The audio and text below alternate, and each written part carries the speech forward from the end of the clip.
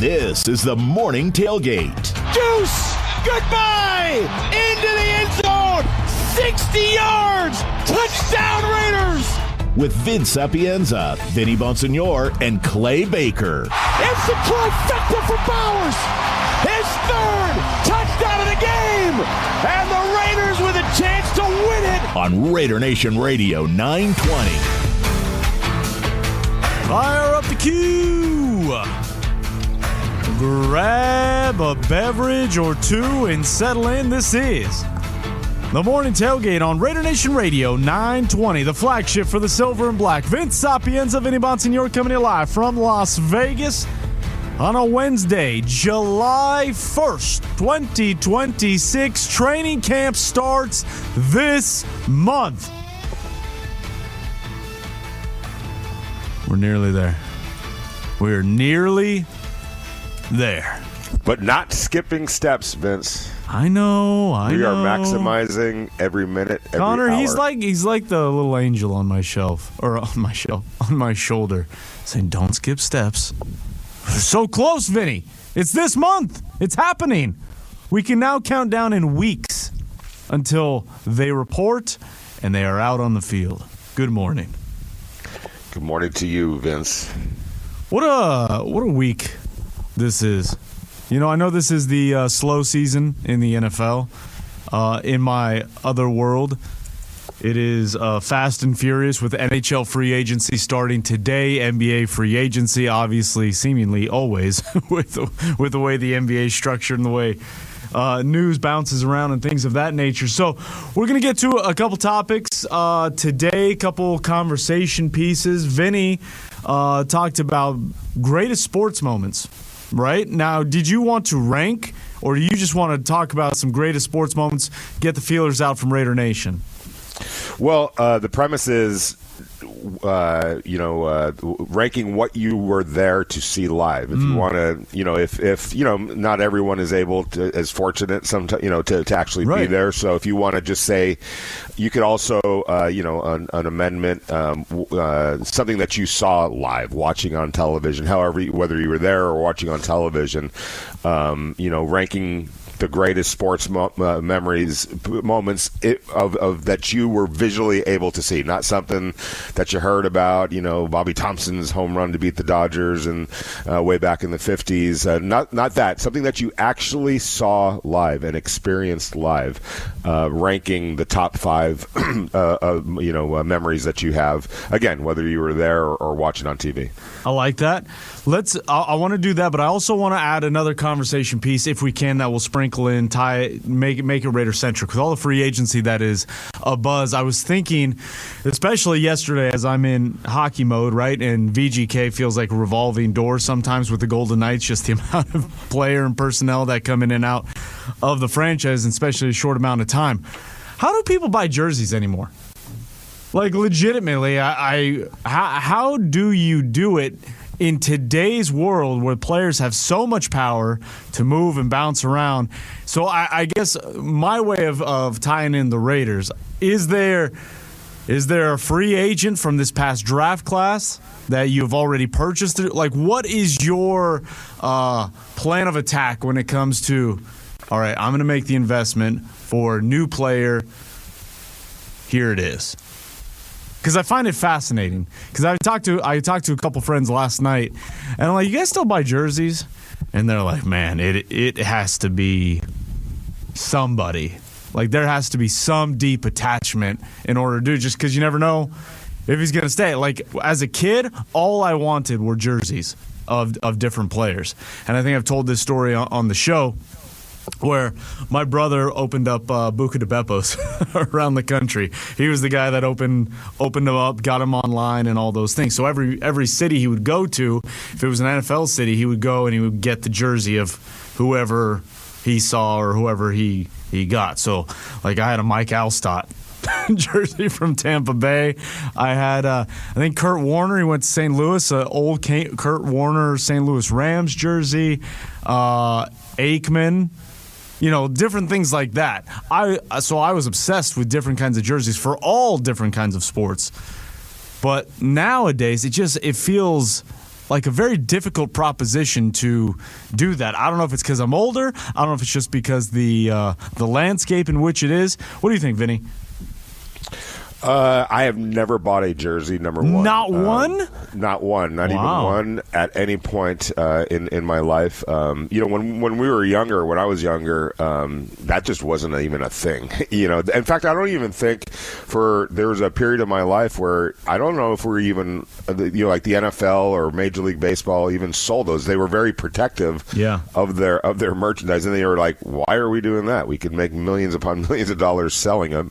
I think I remember on Christmas getting it might have been either New York Giants, because that was my dad's team, or maybe it was the Minnesota Vikings. But anyway, for Christmas, you were able to go to Sears and maybe order kind of a full uniform, little kids uniform type thing. So somewhere, I think my brother might have it. We have the actual helmet that came with it. But no, that wasn't a thing. It's kind of relatively new, where people actually go look at shots in the stadium of games like in the 70s and really into the 80s too, where people were just dressed regularly. They weren't even necessarily in the colors of their team. You just got dressed and went to the game, and now it's like a full-on jersey fest of the team that you're rooting for, which is cool. So I don't have any criteria because I never caught that wave, and then I got into my career, and so at that point there was no,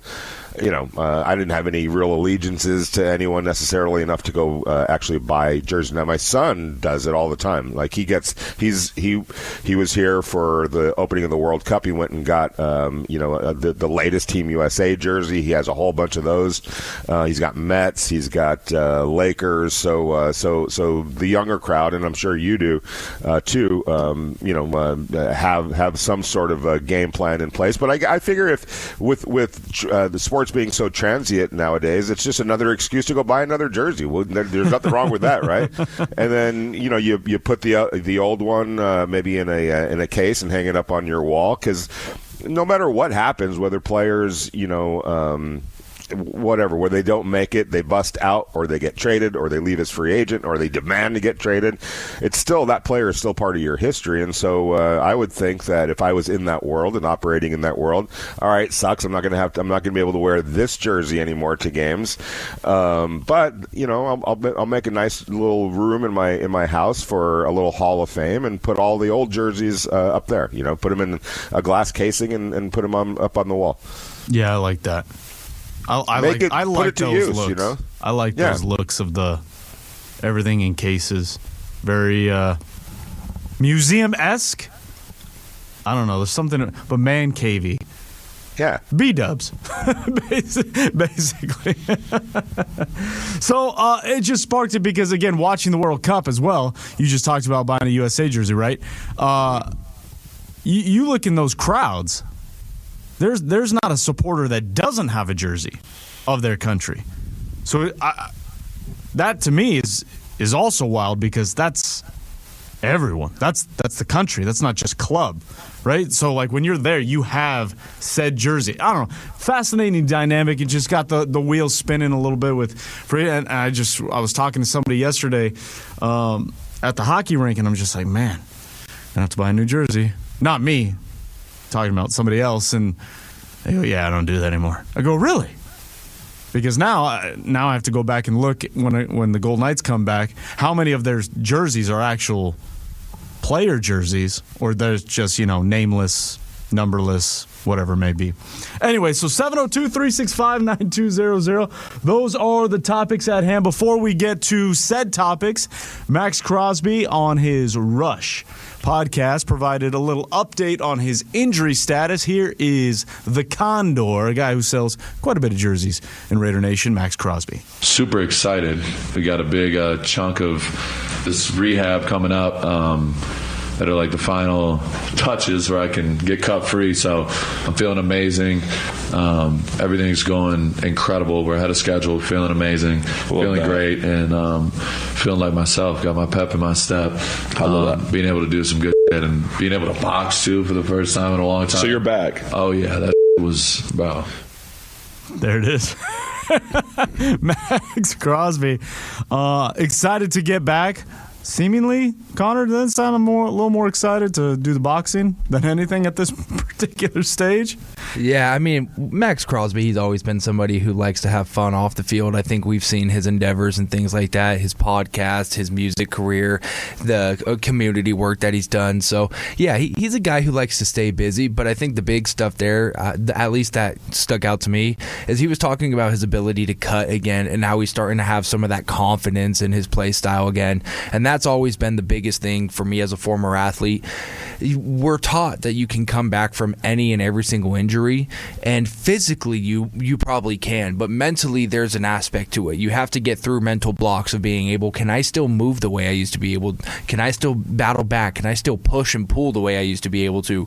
And it sounds like Max Crosby is starting to get more comfortable in that feeling. He's talking about being able to cut, like you mentioned with the martial arts aspect at the end there, that's starting to show that he has more fluidity in his hips, his shoulders, everything is starting to feel good for him. So I'm excited to see what Max looks like next season. It seems like he's feeling good right now. Yeah, it's important to remember this wasn't a devastating knee injury, and he probably could have played, for those last couple of weeks. Obviously wanted to play in his best interest. He didn't, he got the surgery. So this isn't like, we can't classify this as let's say what Patrick Mahomes is coming back from. That was like a multi-level, just devastating kind of a knee injury. What Tyreek Hill is coming back from is a much higher class. So very good news for Max Crosby that he obviously got the surgery, did the right thing, and is well on his way to recovery. And it's not something that was ever considered any sort of super serious type of an injury. So again, good to hear. Good spirits. A lot of people interested in that knee. I could tell you that. Well, that's what I mean. That's why a lot of different ways that this can go. Yeah, the Rush podcast obviously gets a lot of attention. One, because Max is Max, but two, I think just the situation. Yeah. Whether we want to talk about it or not, whether Raider Nation wants to hear it or not, it is going to be a cloud that hangs over. It doesn't necessarily have to be a dark cloud, but it is an overcast feel, regardless, over Max Crosby moving forward, because again, the same reasons why he was moved in the first place to Baltimore, that scenario, situation, the context, his age, everything that went into it, nothing has necessarily changed, right? Like, it's not like the Raiders all of a sudden expedited their time frame to become a Super Bowl contender from that moment to today to training camp. It didn't work out with Baltimore, right? We fleshed that out in a massive way, I think, I would like to say, over the last couple months. But again, that question, and probably justly so, is going to be there. Maybe not for the Raiders, but for the rest of the league, Vinny, as you pointed out. Yeah, for sure. And, if you're in the business of trying to build the best possible team and longstanding success and all that, you have to consider everything. That's just the nature of this business. And of course, people get emotionally tied into things, and that is completely understandable. But, the organization, Max Crosby, for everybody's best interests, you always have to you have to have the capacity to be able to remove the emotions from things, because you cannot continually make decisions as a team, and quite honestly, even as a player, as the player. You cannot always hold yourself and make yourself a victim to the emotions of it. I talk a lot about my time with the Lakers and Jerry West, and Jerry West executed more than a few trades of people that he literally loved, to the point where there were tears immediately after executing the trade, because he cared about that person so much and loved that person so much and understood the emotional attachment, what they meant to the organization, all of those types of things. But that didn't deter him from making some really difficult decisions for the betterment of the Lakers. And generally speaking, those trades usually worked out for the Lakers, whether it was saying goodbye goodbye to a free agent and to bring in another free agent, whatever the case might be. Those are difficult decisions, emotional decisions, but you can't be driven by emotion. Not in this business. Not if your goal is to, build a winning team and a winning organization and a winner that has longevity as well. And I know it sucks for fans to hear that. I get it. I totally understand it. But you can't look at things as an organization or even as a player, as a fan, or with your heart or with your emotions. You got to do what's best for the organization. And sometimes as a player, you got to do what's best for you. And one other note before we get to having a little bit of fun and conversation and reaction and things of that nature. Friend of our program, Jason Fitz, who we had on yesterday's show, gave a personal update to a procedure that he needs to have here in the not too distant future. I'm not going to go into his business, but he posted a very lengthy, in-depth thing about what he has to go through. And I just want to say on behalf of Raider Nation Radio, the morning tailgate, Fitzy, we're in your corner, brother. We got you. And if there was anybody more confident in what you're going to be going through, I'm confident that you're going to come away with this better than before. So, again, you can go check out the personal update that he's got going on at Jason Fitz. Again, we just spoke to him yesterday. He posted it last night. But he seems good in terms of, scared. But, love you, brother. Appreciate you for all you do for not just us here at the morning tailgate, but Raider Nation Radio, his Yahoo Sports stuff, the IFL, things of that nature, Vinny. So, obviously, again, my confidence is super high in Fitzy. This is just going to be another marker on the belt for him to get through. But we're in his corner, and we're sending all the good vibes, prayers, and love his way. Very well said, and seconded for sure. All right, so 702-365-9200 is the number. We're gonna talk a couple of things. It's a little melting pot here on a Wednesday, but we're gonna talk about your most memorable. If you have multiple, would love to hear them. Memorable moments in terms of games that you were at. Finishes. Doesn't have to be a championship. Doesn't even have to be a result. It could be a moment in a game. Right, Vinny? Like, there is no rules to this other than you visually had to see it with your own eyeballs and be there to experience it. What was it like? What was it? And if I may, I'd like to kick off just to give an example of why it doesn't have to be a championship game. I'll talk about the Golden Knights Stanley Cup in 2023 a little bit later, whatever. I can even talk about the one that just happened where they were on the opposite side of it. But the Raiders game against New England with Jacoby Myers and Chandler Jones intercepting the lateral and then smushing one Mac Jones to the dirt, to the grass, on his way to the end zone for the win.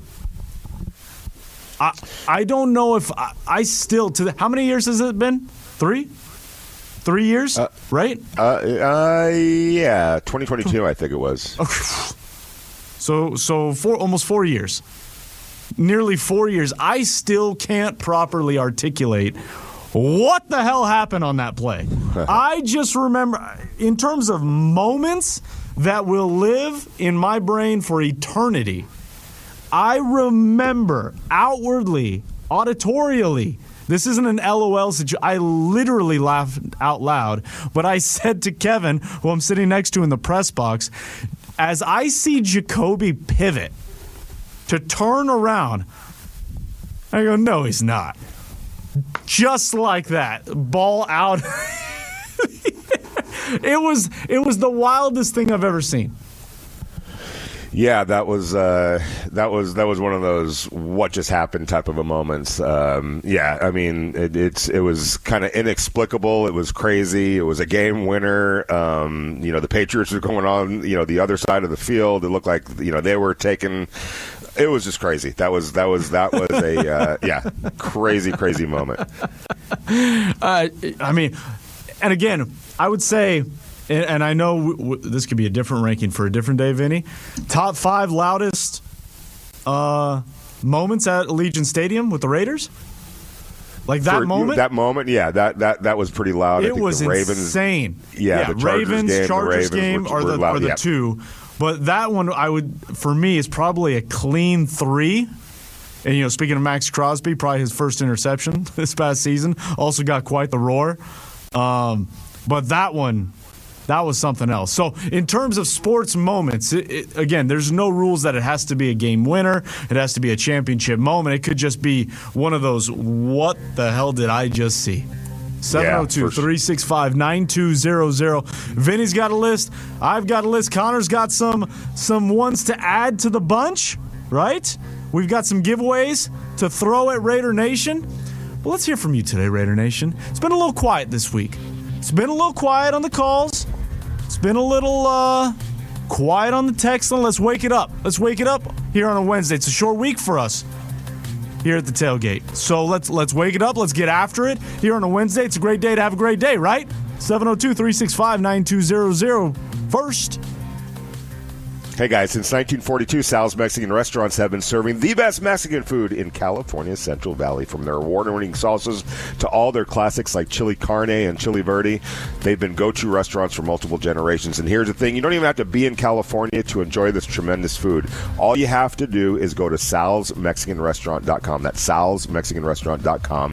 Wherever you are, you put your order in. Whatever it is that you order will get delivered wherever you are. And this way your next party, your next family get-together, your next July 4th celebration can get hooked up, or of course your next tailgate party.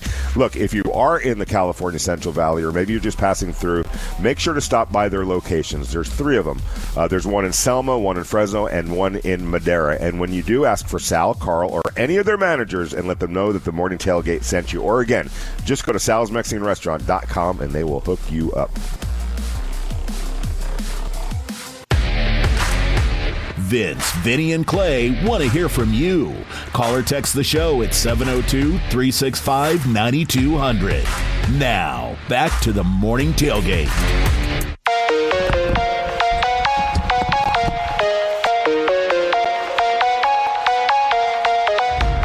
Welcome back inside the Morning Tailgate, Raider Nation Radio 920. We want to hear moments on the 1st of July. Your favorite sports moments you have seen, you have laid witness with your own eyeballs.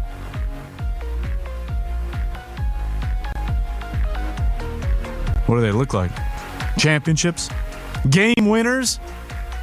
Or some of those, what the did I just see? 702-365-9200. Also, you still buying jerseys out there, Raider Nation? How about this free agent class? Jalen Naylor? Tyler Linderbaum? Kirk Cousins? Still buying jerseys? Because the thing is with the draft, you're going to buy those jerseys, right? Because those are known commodities for 4 to 5 years.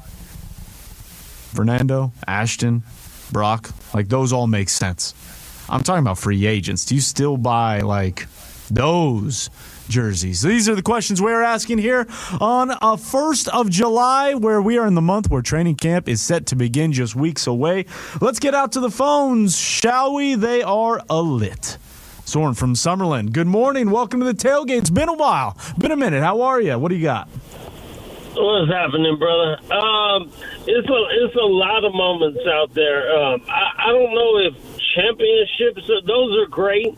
My favorite moment ever was an 0-13 Raider team. I want to say it was Derek Carr's rookie year in a monsoon on, I believe it was Thursday night football, in a packed Oakland Coliseum where everyone was drenched from the tailgate all day to the game, where it just did not stop raining, and that team fought and fought and fought and got its first win of the year. And to see the way the team came together and the fans came together, that to me is my greatest favorite sports moments. I've been through lots of them. The next home game the following week, playing the Niners, who were a playoff challenging team, and we were 1-14, and we beat them, and that's, for us Bay Cats, that's a real ride. That's back when both teams were in the Bay. Neither team's in the Bay anymore. Santa Clara is not the Bay. So either is Vegas. So that was a real Bay rivalry, though. That was Oakland Frisco, and we basically took them out the playoffs.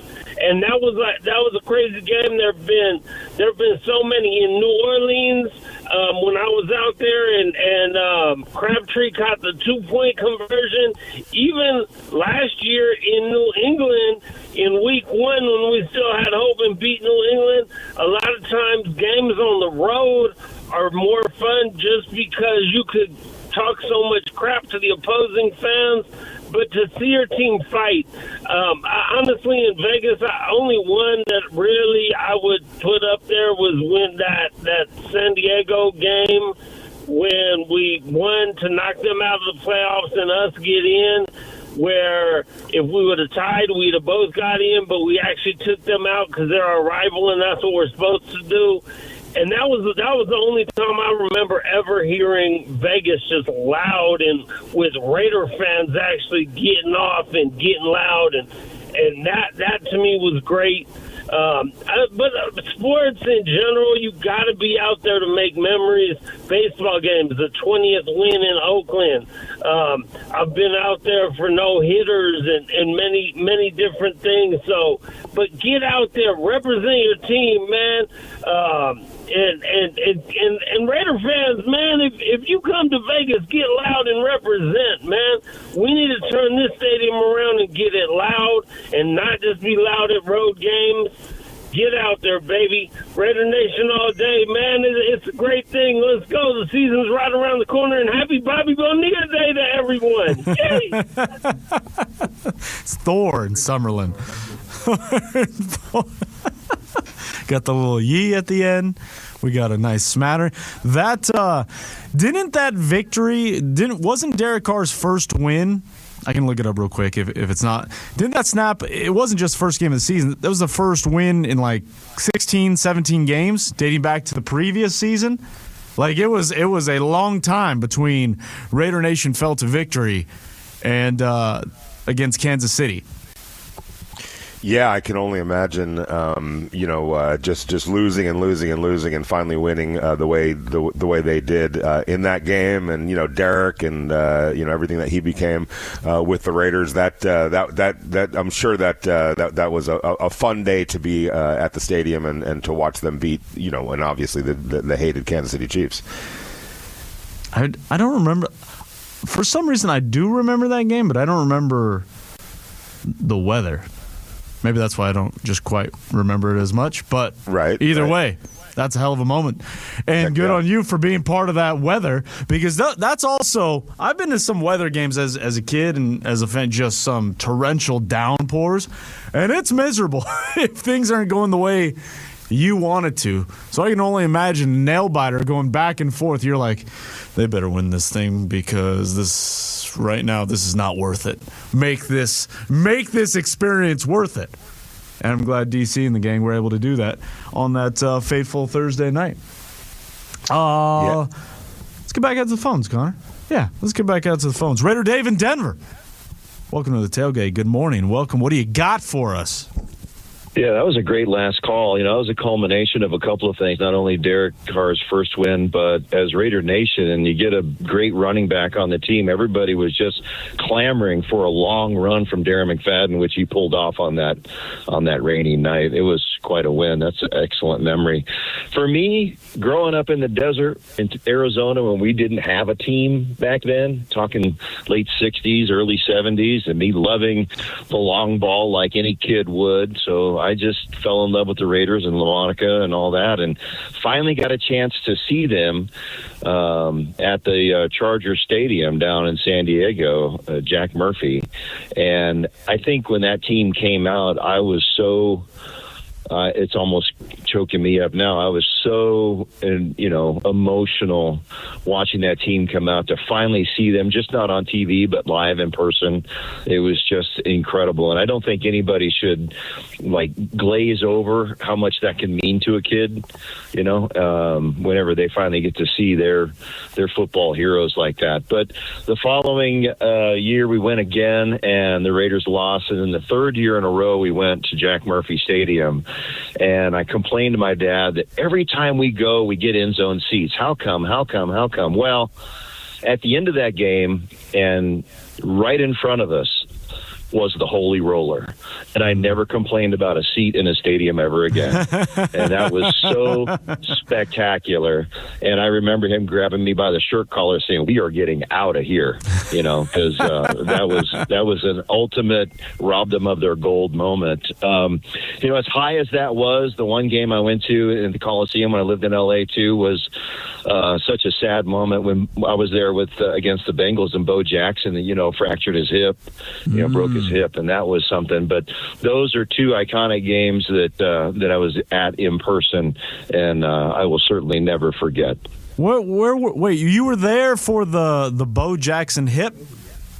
Yeah, it was his second long run, and they caught him from behind before, and I always swore that there was something going on with that too. But that guy was so powerful. He was pulled down from behind, and I think his muscles actually pulled his joint apart as he was fighting to get loose and go. But that was an amazing. I think if I remember right, it might have even been a playoff game. But as far as jerseys go, man, I can't recall when I got my Biletnikoff jersey a couple years after he retired, but it was some custom order place in a catalog or something that looked about the size of a TV guide. I don't remember where I bought it from. It was, back then it was probably $90, but they were asking me questions like, okay, do you want the perfect year form of when he played, like the skinnier letters, and it's a 3-piece number? And I'm like, yeah. And so today, I don't even know if you can get that kind of stuff, but man, it's an iconic jersey. It's the only one I have. It'll probably be the only one I ever get, and I get compliments on it all the time. But I had to reroute my latest work trip through Vegas because I wanted to go to the Raider Image store, so now I have a nice white collared button up to go ahead and watch the rest of the games with here in Colorado all year. Raider Dave in Denver, Thanks appreciate for a great you. Subject, guys. Thank you for the call. Great stuff. So wait, he was at the Bo Jackson injury game. Yeah, and that was very interesting because nobody knew at the time how serious that really was. That it was the career ender. It wasn't like a, oh my gosh, you had to be there at the moment thing. In retrospect, you're like, wow, we saw Bo Jackson's, basically his last play as an NFL running back, and it was one of those in retrospect type of things. You didn't really quite understand exactly what you had just seen, unfortunately, because nobody wants to. Your mind just didn't go there because it just didn't even look like it was that serious. So, but yeah, it turned out to be one of the sadder moments in sports because he to me is one of the great what ifs in the history of sports. Yeah, I was gonna say, Raider Dave, why didn't you warn him that somebody was coming up behind him on the tackle since he was there? But I guess we can't point the finger. That wouldn't be right. Back out to the phones we go. Do I have this right, Connor? Dave Casanova? Dave Casanova joining us on the morning tailgate. Good morning, Casanova. What do you got for us? It's a hard name to live up to, but I did my best. Okay. Got a baby. Well done. I like it. Anyway, my favorite moment, I got 3. I'll make them real quick. Marcus Allen run against the Redskins in the Super Bowl. Mm-hmm. Stabler to beat the Dolphins when he was falling down, the hands of the grab. Mm-hmm. Grab of the hands. I don't know if you know about that one. Clarence Davis. That was one of 2 of my best moments there. And my favorite is the Kirk Gibson home run. You were at all these games? No, I didn't know I had to be there. You said it as long as you saw him. Oh, okay. Okay, we'll count it. No, I was a rich kid. I couldn't go to these games, but I saw him on TV. I was gonna say, you're Casanova. Not only do you have a great name, you've got a great eye for games to be at. So, I seen him on TV, brother, and I remember the Kirk Gibson home run. Me and my dad were doing a new lawn. And the game was on. They were losing. And I told my dad, I said, hey, Dad, let's go watch the final inning. And we go inside. We're sweating. And Kirk Gibson comes up. I said, Dad, he's going to hit a home run. I said, are you crazy? He can't even walk. And bam. I'm like, yeah, I hit the wall with my head. That was like great. Those are some great moments. Yeah. Casanova, thanks for the call. That's my contribution to the conversation. Hey, well, it was fantastic, and we appreciate it. Thanks so much for calling. Do it again soon. What a name! Yeah, I was at that game. I was at the Kirk Gibson game, sitting in the yellow, right up the third base line. They were tremendous seats. Me and my good friend Dave Patterson, who at the time was in AAA with the San Francisco Giants, and he called it. He literally called it as Kirk was coming up to bat. He's going to hit a home run right now. I'm like, get out of here! And bang! I'm not a Dodger fan at all, and but I was there literally as a spectator, not working. All my other ones, I think, were in working capacities that I have. But that was number one on my list because it was the most surreal thing that I've ever seen. It was Dennis Eckersley, like an unhittable closer at the time. And the Dodgers are down by, I think it was 4-3. They're down 4-3. It's 2 outs, and Gibson, who that was the only thing he did in the World Series because he was hurt.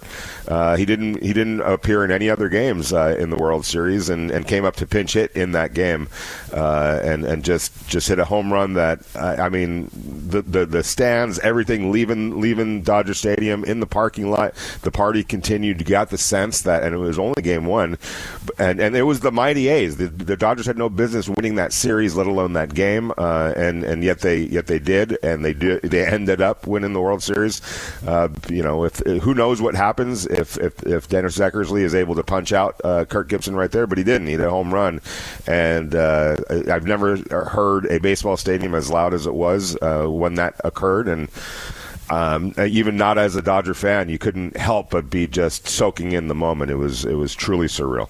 Yeah, that's unbelievable.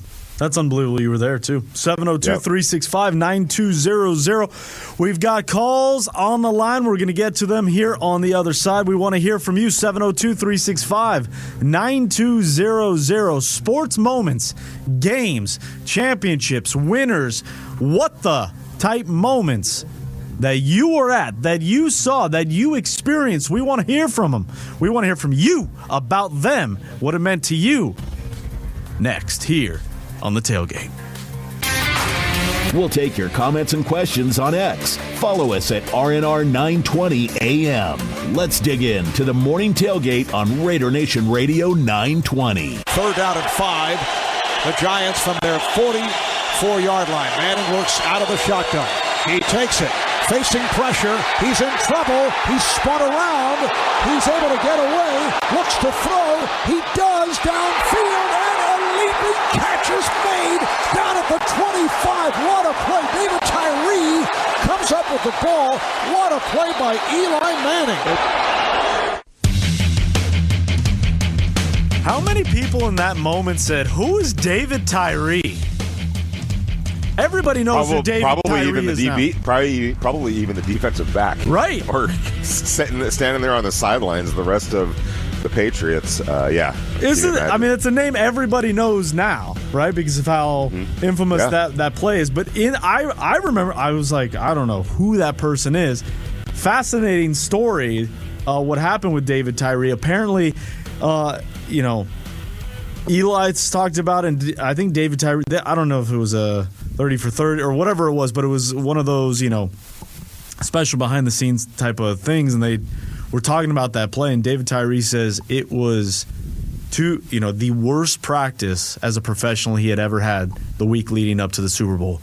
He could not catch anything in practice. So much so that he had talks with Eli. Eli wasn't throwing to him because he couldn't catch anything in practice. And then he goes and does that. Just incredible. Those are the moments of resilience and things of that nature. 702-365-9200. What are some moments for you that live in your brain rent-free for all time that you've either seen in person or you saw on the tube? Like, Most of us. 702-365-9200. Out to the phones we go, and we jump out to Jerome right here in Vegas. Jerome, good morning. Welcome to the tailgate. What do you got for us? Hey, I got two pretty good games here. Let's go. Okay, looking forward to it. I went to both the games. First one was the last game ever played in LA Coliseum, where the Raiders were down 27-3 at halftime, and we had to come back. To win the game, we're in the playoffs. If we don't, then we're out. And we came back and won the game. And at the end, with a field goal came right at me. Wow. Beautiful. That's the first time I ever saw my friend getting a ticket. Second Awesome. one, my brother had tickets in Oakland for games. But, a few years later, that game was the revenge of the Tuck Rule game against the Patriots. But the year before, they beat in the Tuck Rule. Mm-hmm. Next year, we beat them in Oakland, and they didn't go to the playoffs that year. And that would have been they probably went to the playoffs and won the Super Bowl. That would have been 4 Super Bowls in a row because they won the one before and then 2 after. But we stopped them from going to the playoffs that year, and that was such a hell of a game. When I watched that game in Oakland, that was the second game I ever saw. And both first 2 games, I was like, wow, man. Jerome, that's a really good point because that's often not talked about amongst Raider Nation. About the Tuck Rule's obviously talked about, but the fact that you stopped the Patriots that following year from doing what could have been, looking back now, incredible with four Super Bowls in 4 years. Yeah. Yeah, that would have been something. Thanks, Jerome. He's Tom Brady with the Raiders now. Yeah, exactly. We started to go 4 in a row. Jerome, thanks for the call. That was a hard game to win, too. Both games I lost my voice. I mean, I would hope so, right? Like, those kinds of games, you're not allowed to have a voice at the end of it. Yeah. Like the Kirk Gibson game, you said you weren't even a Dodger fan, but you shouldn't have had a voice. You should have been exhausted at the end of that just from the sheer emotion and just the way that stadium must have felt afterwards. Coming down from that. Well, that was 6 beers in by the 9th inning. So and the pregame that we had, but yeah, this is David and I talk about this all the time, but the irony of all irony is have to remember what his name is now. Gosh darn it! It was the guy that replaced Gibson in the starting lineup in that game, and he actually hit a home run in the top of the first or the bottom of the first inning. And we had decided, David, for some reason, can you give me a second and talk while I come up with this guy's name because it's hilarious, kind of a funny story. Hold on a second. Yeah, let's. Should we get one more in, Connor? Let's go back out to the phones. Back out to the phones. Who do we got? We have Robert from San Jose. Good morning, Robert. Good morning, Vinny. Vinny, you're killing me with that Kirk Gibson home run memory. That was just one of the worst memories I had as a sports fan. Was watching I can imagine. That go out. I can imagine. But, sorry, Robert. Yeah. Changed everything. It did, and between Gibson and Oral Hershiser, who was just unstoppable that year, those 2 guys just ruined that season for me. But anyway, in terms of things I've seen in person, Ricky Henderson breaking home run record, the stolen base record in Oakland. I got to see that in person. That was pretty cool. I got to see Kareem Abdul-Jabbar when he was playing with Milwaukee with Oscar Robinson and Lucius Allen and Bobby Dandridge. So that was cool back when I was a kid. And I got to see Rick Barry. And those are 2. I got to see Michael Jordan in his only game he ever played in San Jose. And that was the game where you would have thought Latrell Sprewell slept with his wife because he got in Latrell's shorts at the beginning of the game. And I might as well have been out there playing against Michael Jordan. That's how much he dominated Latrell Sprewell that night. So, oh, my. Keep them coming. Keep the calls coming. 702-365-9200. It's the Morning Tailgate, Raider Nation Radio 920.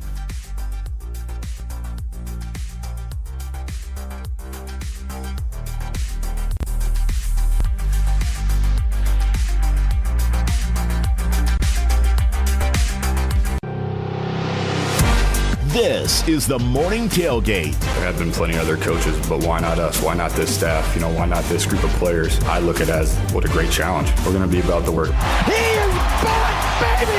And the Raiders regain the lead! With Vince Sapienza, Vinny Bonsignor, and Clay Baker on Raider Nation Radio 920.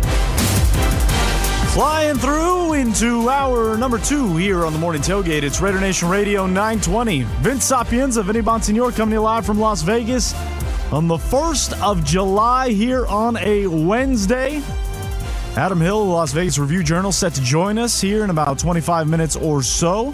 Marcus Johnson, Tape Don't Lie, will be joining us to kick off hour number 3. But for now, we're continuing to talk to you, the nation, 702-365-9200, reminiscing a bit on games, moments, experiences that you've had that stand out to you. They don't have to be all wins. They don't have to be just incredible living legend type moments in sports. They could be living legend type sports moments to you. What is personal to you? And another example, I feel like I have a few of these examples that aren't necessarily wow moments. It's like, oh my gosh, what did I just see? I want to say I had to look up the date, and it would have been May 29th, 2010. My buddies and I went to the Angels-Mariners game in Anaheim, and it was Felix Hernandez, Vinny, against Jared Weaver. Oh, Jared. And it was a pitching clinic. I mean, in terms of entertainment, we hated it. We wanted to see dingers. We wanted to see runs. And these two guys were just dealing on this day. Ichiro was there. Choney Figgins, who was an Angel, then became a Mariner. So there was a lot of cool names when you reminisce and look back.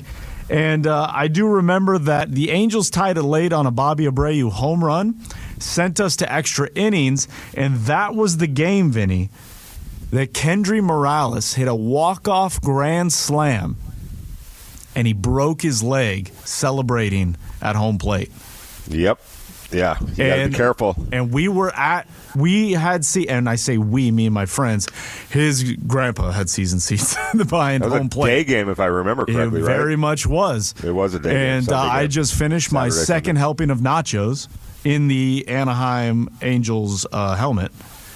And he hits the walk-off. We're standing up. We're going nuts, right? And we see him go up to jump, and we see him go down, and then we don't see him again because everyone just there was a gasp, right? And then all of a sudden the stadium continued to get quiet.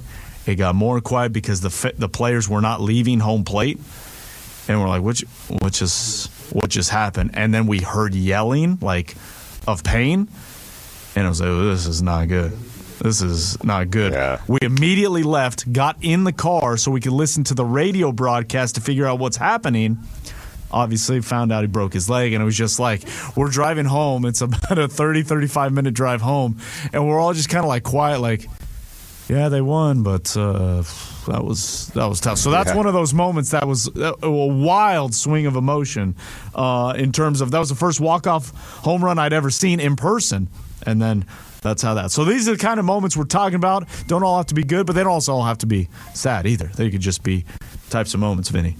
Yeah, no doubt. You want to talk about a swing of emotions that I experienced, and we go back to the Patriots. They seem to have a few of these moments, but it was the Super Bowl against the Seattle Seahawks in Arizona, and I was at that game. And at the time, I was in the auxiliary press box, which was in the corner. Maybe I was actually in the press box. I don't remember. I don't know. It was in the auxiliary press box, which was in the end zone that all the madness, unfolded. It was the corner. You know how the press box is sometimes, or the way they do it. And this was actually in the stands because it was a Super Bowl, so it was overflow. And I was in the corner of that end zone. And the thing about that, Malcolm, Butler, the interception of Russell Wilson, the call that the Seahawks made, and throwing it rather than and running it. It was really the setup as well, Vince, because they're down. The Patriots just scored basically, and now the Seahawks are down 28-24 in the closing seconds. They make this miraculous throw and pass to get into Jermaine Kearse, right? I believe it was, yeah. And so that was literally a game where half the stadium was Seahawk fans and half the stadium was Patriot fans. It felt like it was split right down the middle, okay? So out of nowhere, the Seahawks make this miraculous play to go down there to get into touchdown scoring range to win the game. And so the eruption from Seahawks fans and the dismay from Patriot fans was you could feel it and you could hear it and feel it. It was amazing. Just that play alone was crazy. It was a great catch, all that sort of stuff. Only for what looked like to be an imminent win for the Seahawks and an imminent heartbreaking loss for the Patriots to completely turn on one play and to see that swing of emotions completely flip back to the Patriot fans for the euphoria and just the utter dismay, it was I hate to use the word tragedy, but I'll say it was like a sports tragedy for Seahawks fans that actually saw that, and it felt like it was in slow motion because when they lined up, everybody in the stadium was just assuming you hand the ball off for a touchdown. And I remember, I forget who was sitting next to me. It was a colleague, from another publication, and I just kind of blurted out to him, "Are they going to throw the ball right here?" Because the way they were lining up, it kind of felt like they're not running it; they're going to throw it. There's no way there. And then, oh my God, like you're not supposed to do that as a journalist, but I know those words came out of my mouth, like, oh my God, what just type of thing, and so to experience that live, not as a fan, I was a writer for the Los Angeles Daily News, but to feel the reaction in the stadium from the complete massive turn of events and turns of emotions, I'll never forget that. It was another surreal moment. That's a good one. Yeah, that's 3 on my list. That's uneven. Yeah, it was so good. Let's relive it. Play clock at 5. Pass is intercepted at the goal line by Malcolm Butler. Unreal. Malcolm Butler, who almost made the phenomenal play that wound up in Kearse's arms. There are flags on the field for a celebration. Amazing. That was a great Al Michaels on the call, and as clean and as crisp and as without hesitation as Al Michaels is, even that you could hear it in his voice. He was like, "What just happened?" Yeah, and you talk about preparation, Vince. We talked about the opposite, not necessarily the opposite of that, but Tyree not catching a ball in practice. But you brought up practice, right? Right. And the important role that it plays in it. Maybe it hyper focused him for that moment, knowing that he had a bad practice and wasn't going to let that happen. Right when his moment of truth arrived. But the Patriots literally practiced for that scenario. I forget, it might be just do your job, whatever. I think it's the thing on either the Patriots or on Bill Belichick, but they went into length about how I think there was an analytics guy or his right-hand man, Bill Belichick's right-hand man, who's not even an official coach. He just is there to assist and to always help.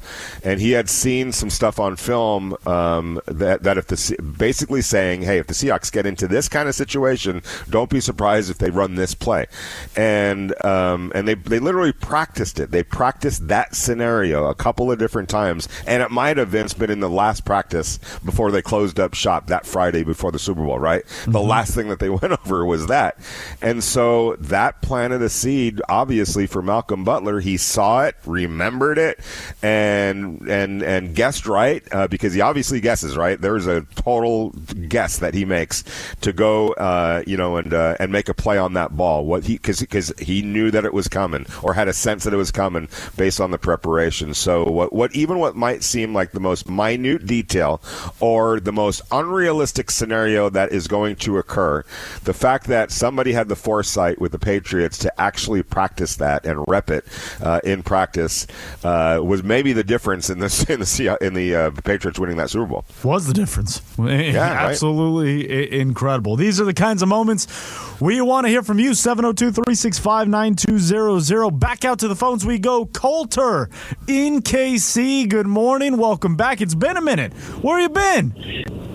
Oh, man. I'm busy trying to run my business. But there you go. We'll allow it. We'll allow it. Yeah. We need more T-shirt Tuesdays, by the way. That's true. I agree. No, I love hearing all the stories. There's a lot of sports events I've been to that have been great. But, I mean, for me, I grew up in a really small farm community in southwest Kansas. So just watching the Raiders when I was little, fast forward to working for a company in 2013, I always had my Raiders stuff up in my office / cubicle. And just so happened that my boss's boss, her brother was visiting, and he saw my Raider stuff, and he's like, this guy's got to be crazy to be a Raider fan in Kansas City. So he left me an autographed napkin and said to call him anytime I wanted to talk football. And he was a offensive lineman when Bo Jackson played, and I called him. He invited me to go to the Hall of Fame induction ceremony back in 2013, and I met him in Canton, and he set up a time for me to have breakfast with Mike Haynes at the hotel. So I got to sit down and talk football for 2 hours with him, and Jerry Rice, with all the guys, all the Hall of Famers were there at that hotel getting breakfast. So I saw Jerry Rice and Tim Brown and bumped into Lynn Swan. But then Fred Biletnikoff held my daughter, who at the time was like 16 months old. And just for someone that's never, like when I got older, no one ever wanted to sign autographs. You know, like I couldn't get an autograph from anybody because they all thought, oh, this is an older guy, he's just going to go sell it, you know, or something like that. But to be able to experience that and meet all these Raider legends, and they all signed stuff for me and took the time to talk with me. As someone that never really got to do that as a young child, it was awesome. So that's my greatest sports thing, because I just never was able to do that growing up. So I try to get my kids involved in meeting players and things. But yeah, man, that's probably the greatest sports thing I've been blessed with and I still get to text that offensive lineman every now and then and chat up a little Raider stuff. So, you know, great times. And that's why I love Raider Nation, is they don't hesitate to just show you the love. So that's Raider Nation for life. Coulter and KC, Fantastic. Appreciate you. That's great stuff. Great story. I have a blessed one, guys. Thank you. You as well. You too, man. And we'll get those T-shirt Tuesdays back up and running. We'll get them. We'll get them going. Don't you worry. You just keep doing you. Let's see. Dane up on the text line says the Monday night game with Brett Favre, where he went off after his dad passed away. Never forget it. I was there. Wow, what a powerful game to be at. That one. No doubt. I mean, that's just mind over matter, right? When you the human nature kind of taken over, because for all, nobody would have blamed him if he didn't even play. Number one, right? Or played poorly with the heaviness of the heart going into that game. But as great athletes tend to do, they're able to compartmentalize certain things and channel it too. And Brett Favre channeled that into just a memorable performance and a fitting tribute to a dad who played a pivotal role in everything and every step along the way in his journey. Yeah, incredible. And I remember where I was watching that game. It was a Mi Ranchito restaurant out with the family on a Monday night watching the game. Incredible. Speaking of Brett Favre, I was at the game in Denver, Broncos-Packers, the Monday night game, where they won on the first play of overtime. Favre's 80-yard bomb to, who would it have been? Who caught that pass? Let me see if I can find it real quick, real time. Was it James Jones? No, it was. Was it James Jones? It might have been James. I've never. I gotta double check that. While I'm looking at that, I just remember that game in particular because Denver just kicked a field goal in the final seconds to send it to overtime. It was Greg Jennings. Connor tells me it was Greg Jennings, not James Jones. James Jones did score in that game, though. I just couldn't remember if that was the game. However, I remember that season, Denver felt they had the defense because they had Champ Bailey, future Hall of Famer, right, on that left side. And they had just signed Dre Bly, one of the greatest college players of all time. Really. Mm-hmm. And they signed him from Detroit, I believe it was, if my memory serves me right. And they felt they had two Hall of Fame corners happening and a defense that could lead them to a Super Bowl. And Dre Bly just got torched a couple times in that game, more specifically on that first play of overtime. And I just remember watching Brett Favre celebrate like he was a 5-year-old kid on Christmas that just got his first bicycle. Like, it was wild to see. The roar from that game-tying field goal in Denver to the absolute hush of an entire 70,000 was, again, wild. Wild to see and experience. Yeah, I'll throw one at you. I'm not sure. How old would you have been in 2002? 13, 14. Okay, so were you an NBA fan at that particular time? Yeah, I was watching hoops. Okay, so Lakers-Kings, Game 4 at Staples Center, and the Kings are just, I mean, every time you looked up, they're up by 10, 15 points. Lakers keep trying to come back. Then the Kings would, go back up in front double digits. It was just a tug-of-war, and it just never seemed, it was one of those games where the Lakers just were not going to get over the hump. It just felt like they were going to get close, and then all of a sudden Weber would make a play, or Vlade would do something, or Mike Bibby. It was a great, Kings team until the very, very last second.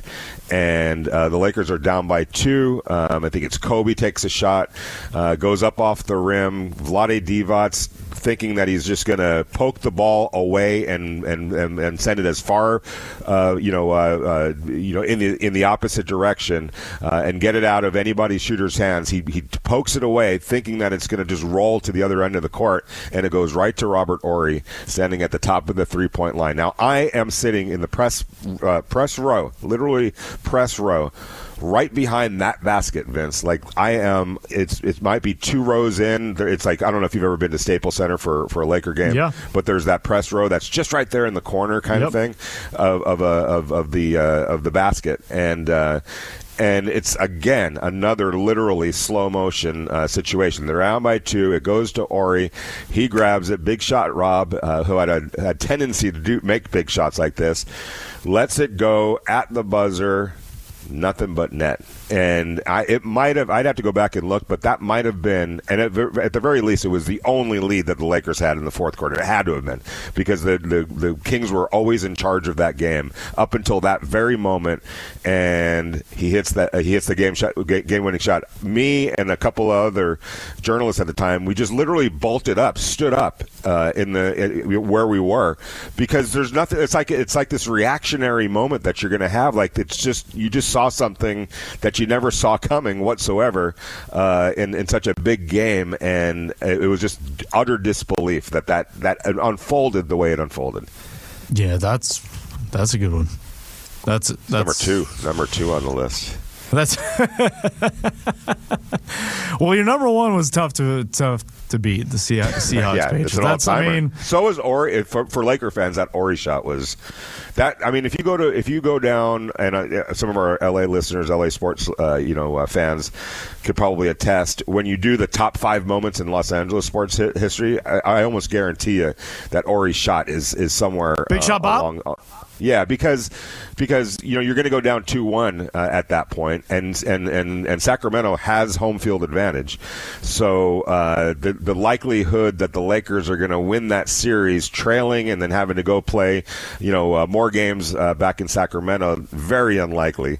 And then that sends the Sacramento Kings to the NBA Finals rather than the Lakers. You don't win your third straight. A lot of different things would have happened in the opposite way had Ori just not made that shot, or that play just never happened. I'm not great with years, so bear with me because I'm just thinking of moments and I'm trying to tie them together. Me and my buddies, we went to, it was when Clippers and I believe it was the Phoenix Suns, first round of the playoffs years ago. I might not have been Phoenix, but it was a Clippers playoff game. Regardless, my buddy's parents got us tickets to go. But you know how they do when you're the road team. So the Clippers were the road team to start the series. It was game 1 of the Clippers' home games of that series, right? But it was actually game 3. Anyways, we got dropped off. The parents got it wrong. We got dropped off at the wrong game. We did not have tickets to that game. It would have been game 6 we were allowed to go to, not wherever we were. Anyways, we stood outside Staples at the time and just basically begging, we're here. We don't have anywhere to go because we got dropped off. They let us in the game. They got us seats so we had 2. It was like, should we do this every playoff game and just pretend that we have? Anyways, 702-365-9200 is the number. We want to continue to get your calls. Adam Hill, the Las Vegas Review-Journal, set to join us coming up here in a few minutes. But first, we want to give some tickets away. Smash Mouth, the Sahara Pool, the 4th of July, this Saturday. A pair of tickets could be yours.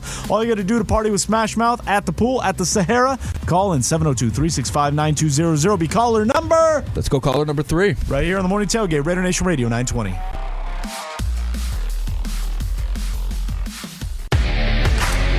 Vince, Vinny, and Clay want to hear from you. Call or text the show at 702-365-9200. Now, back to the Morning Tailgate. Welcome back inside the Morning Tailgate, Raider Nation Radio 920. 702-365-9200 is the number. The topic, the conversation piece of the day, memorable sports moments that you saw with your own eyeballs. Don't have to be these championship-type moments like Vinny, the Seahawks and Patriots. It's tough to top that one, Vinny. Doesn't even have to be a game winner. It could be the hell just happened type moments in sports, which are probably more than the game winners these days. 702-365-9200. We'll get to your calls, your texts, but first, we have to welcome in friend of the show, our next guest, the Las Vegas Review-Journal's own Adam Hill. Adam, top of the morning. When you think games, and you've been to sporting events, moments, you've been to plenty. When you talk about those moments that kind of live rent-free in your brain, what jumps out to you? So obviously, I've covered a lot. I've seen a lot. The best sports moment ever is last night, Mexico getting the 2-0 win, of course. But no, I've seen a ton of games and I've covered a lot, and there's been a lot of great moments. But mine's a super personal one. My brother was part of the Yale basketball program, and his freshman, I'm trying to think, it was sophomore year. People think back. I know some of your audience is older, and they'll remember, Penn and Princeton dominated the Ivy League for so long. Through the 80s and 90s, it was just 2 teams basically in the entire league. And, Yale basketball made a big push. My brother was part of the first major recruiting class that they had there with Coach James Jones, who now I think is the greatest coach in Ivy League history. But it was just Penn and Princeton, and that was it. And one weekend, they played those Friday, Saturday doubleheaders in the Ivy League. And sold out John J. Lee Amphitheater in New Haven, Connecticut, back-to-back nights wins over Penn and Princeton that were kind of thrilling victories. And I was there, in the crowd going crazy, and it was like the most hyped crowd I've ever seen in a really small venue. And it was just so cool that it was kind of like a changing of the guard. And Yale basketball obviously now the power of that conference. But for so long, it was just two teams. That was all that existed there. And to beat those teams back to back and to be there to be a part of it and kind of everybody understanding what had just happened, that, the power dynamic had changed in the league and has now changed for the last, 20 years, was incredibly memorable. It was like my favorite sports memory. Yeah, Penn, by the way, made the Final Four in 1979. We always remember Larry Bird and Magic Johnson, but an Ivy League team was literally in the Final Four. Adam, to further your point about how big those programs really were back in the day. So that's a really great memory. All right, so bringing us back to contemporary times, we're now just weeks away, literally in the same month that the Raiders are going to open up training camp, as are every team in the NFL. And we've been talking, Adam, about when you bring the notebook out to practice, and if you had the ability those first couple of practices to tilt the field in your direction, so the very thing that you want to see and that you're going to be hyper focused on most is right there in front of you, what would that be for the Raiders? The kicker battle. I knew it. Unbelievable. Of course, who's looking for anything else at training camp practice? Is all that matters. It's a kicker battle. It's going to be so fun. Full disclosure for those listeners who don't know this. Adam Hill has I would say unhealthy obsession with special teams. I'd call it an affinity. An affinity, yes. That's another way of saying it. And this is no joke, and actually I totally respect him because he's kind of become a mastermind of special teams and sees things that most of us don't, because we're not paying attention to it, I'll be honest with you, necessarily as Adam is. I mean, that's just the truth of the matter. So he knows his special teams, and he's literally not joking when he says that that's the thing that he'll be watching on most. Okay, beyond special teams. 33% of the game, Vinny. And that's on the offense and the defense. It's 33% of the game.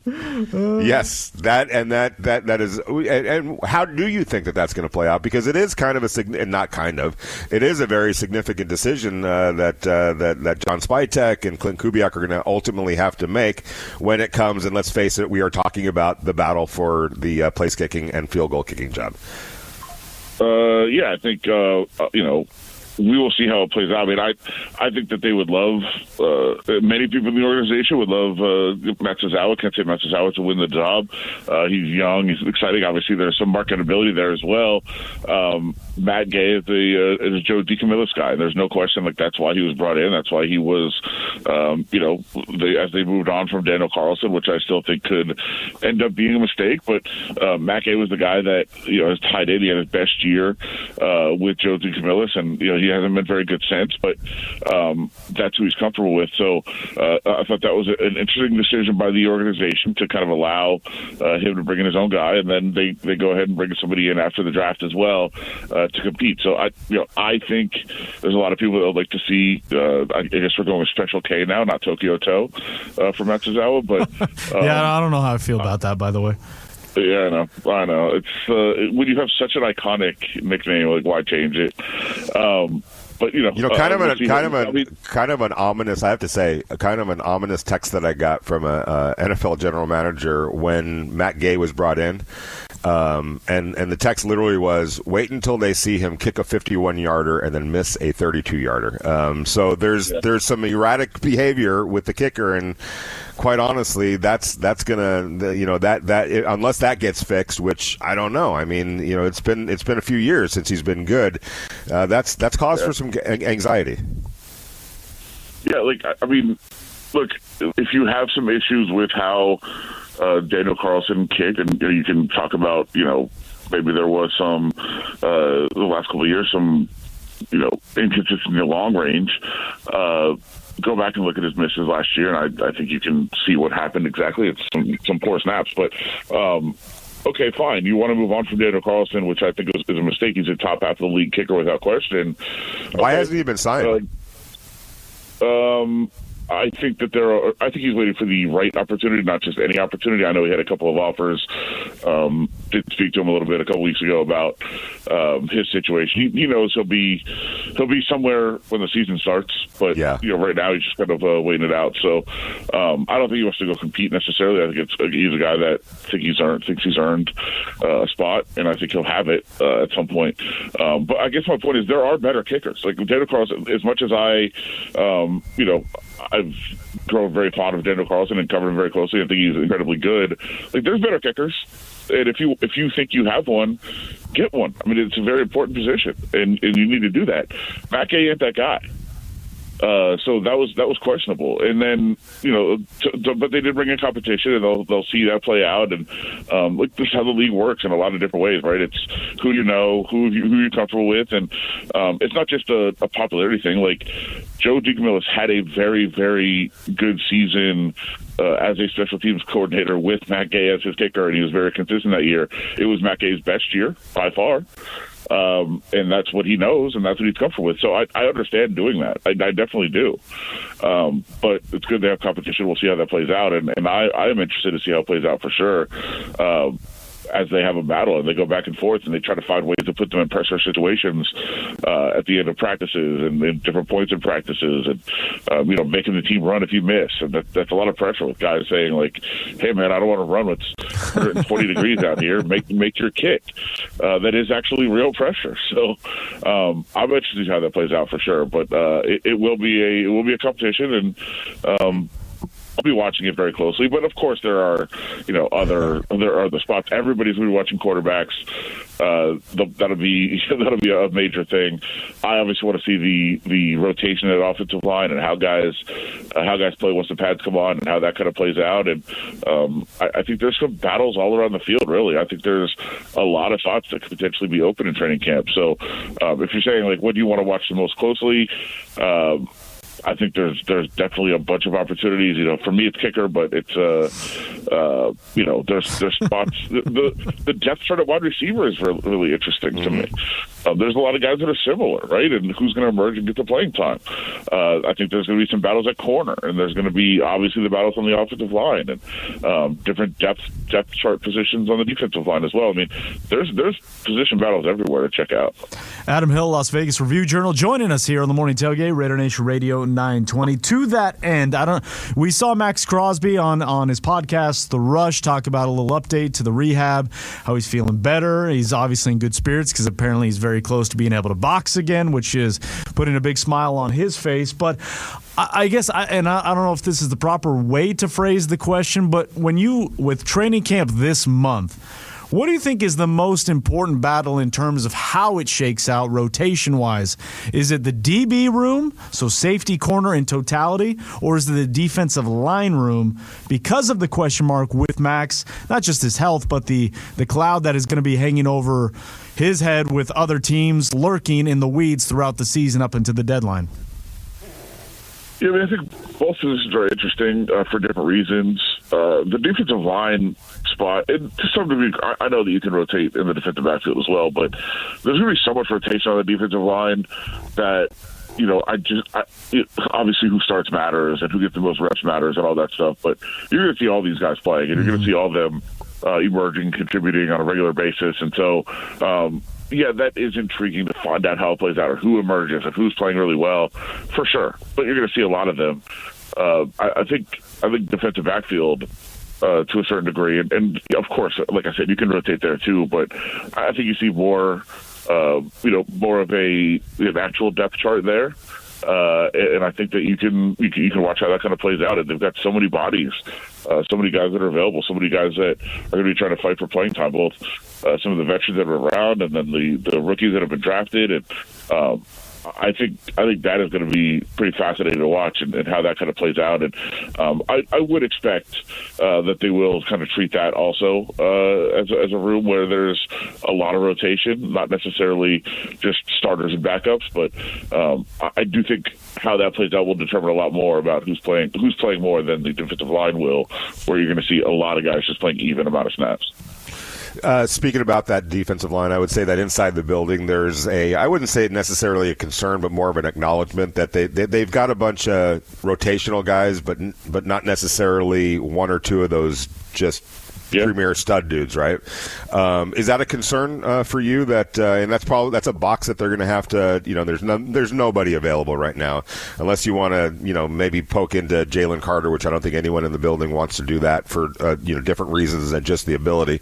But is that a concern for you that it's basically going to be a numbers situation rather than a couple of premier guys in the middle of the defensive line? For sure, I think it's a concern, but I think it's also it'll lead to more of the collaborative approach that I was kind of referring to. In that, hey, like just go, give us 2 good reps, and then get to the sideline, get another guy in, just go hard. And I think the effort, which I think a lot of these guys are going to show, and I think the attitude, and we've talked. This is where I think we've talked so much about character and attitude and all those sorts of things that they're clearly making an effort on in the organization to kind of build up. Like, yeah, you need those guys with the high end talent. Like, there's no question. You need those kind of difference makers in that spot. But I think that you're going to have everybody kind of understanding roles, embracing roles, and understanding that, hey, you're not going to be out there. You're not a guy that's a star that's going to be out there, 70-80%. You're going to be playing about 50% of the plays and just go make the most of those. And I think the sum can be greater than the parts of the whole for sure in that group. But they need difference makers at some point. They need that at a lot of different positions, and it's one of the reasons I think while there should be a lot of optimism for this team, and while I think it's absolutely going in the right direction, I don't think they're ready. We've talked a lot about 2027 and where they're going to be. Like, I think 2027 is more the year that's circled for the Raiders, because they do need to find some of those high-end guys. I think they're doing a really good job building the depth and building the groups and building out the depth chart and filling it up, but I don't know if there's enough difference makers at every single position, especially if, Max Crosby not at 100%, which it's been a couple of years since we've seen him play a whole season at 100%. That affects you. And if he is potentially gone at some point, which is still a possibility, I think that's, great for the future, but for the present, it would be pretty debilitating for this group. It's Adam Hill with us here on the Morning Tailgate. Adam, we're going to close on this because now I've been thinking about it because I haven't given it any thought. But, when DeCamillis started talking and he said Special K, I was like, who the hell is he talking about? And then, you come realize that it's the Tokyo Toe. And my first reaction was I was angry. I'm like, why would you change? Why would you, for all the reasons we just said, why would you change an iconic nickname to that? And then I started thinking about it more during this conversation. And I'm like, everyone keeps saying Matt Gay is his guy, but he just changed an iconic nickname to his own nickname. So does that mean Tokyo Toe, a.k.a. Special K, is his guy? Because now he just created his own nickname for him, and maybe he has the inside track. Your thoughts? I think you're overthinking it, but also I'm going to. And also, you know what? I get worked up about a lot of random things. But if you're angry, if your first reaction was anger, you might have some issues that we need to explore. You could take the might out of there. I've got issues. We just got to prioritize and identify which ones. But I'm all for embracing just wild theories and conspiracies and everything else. So why don't we go one step further? What if he was just trying to marginalize the Tokyo Toe? Wow! Take some of the wind out of the sails of the push for him to be the guy. Then I'll be really pissed off.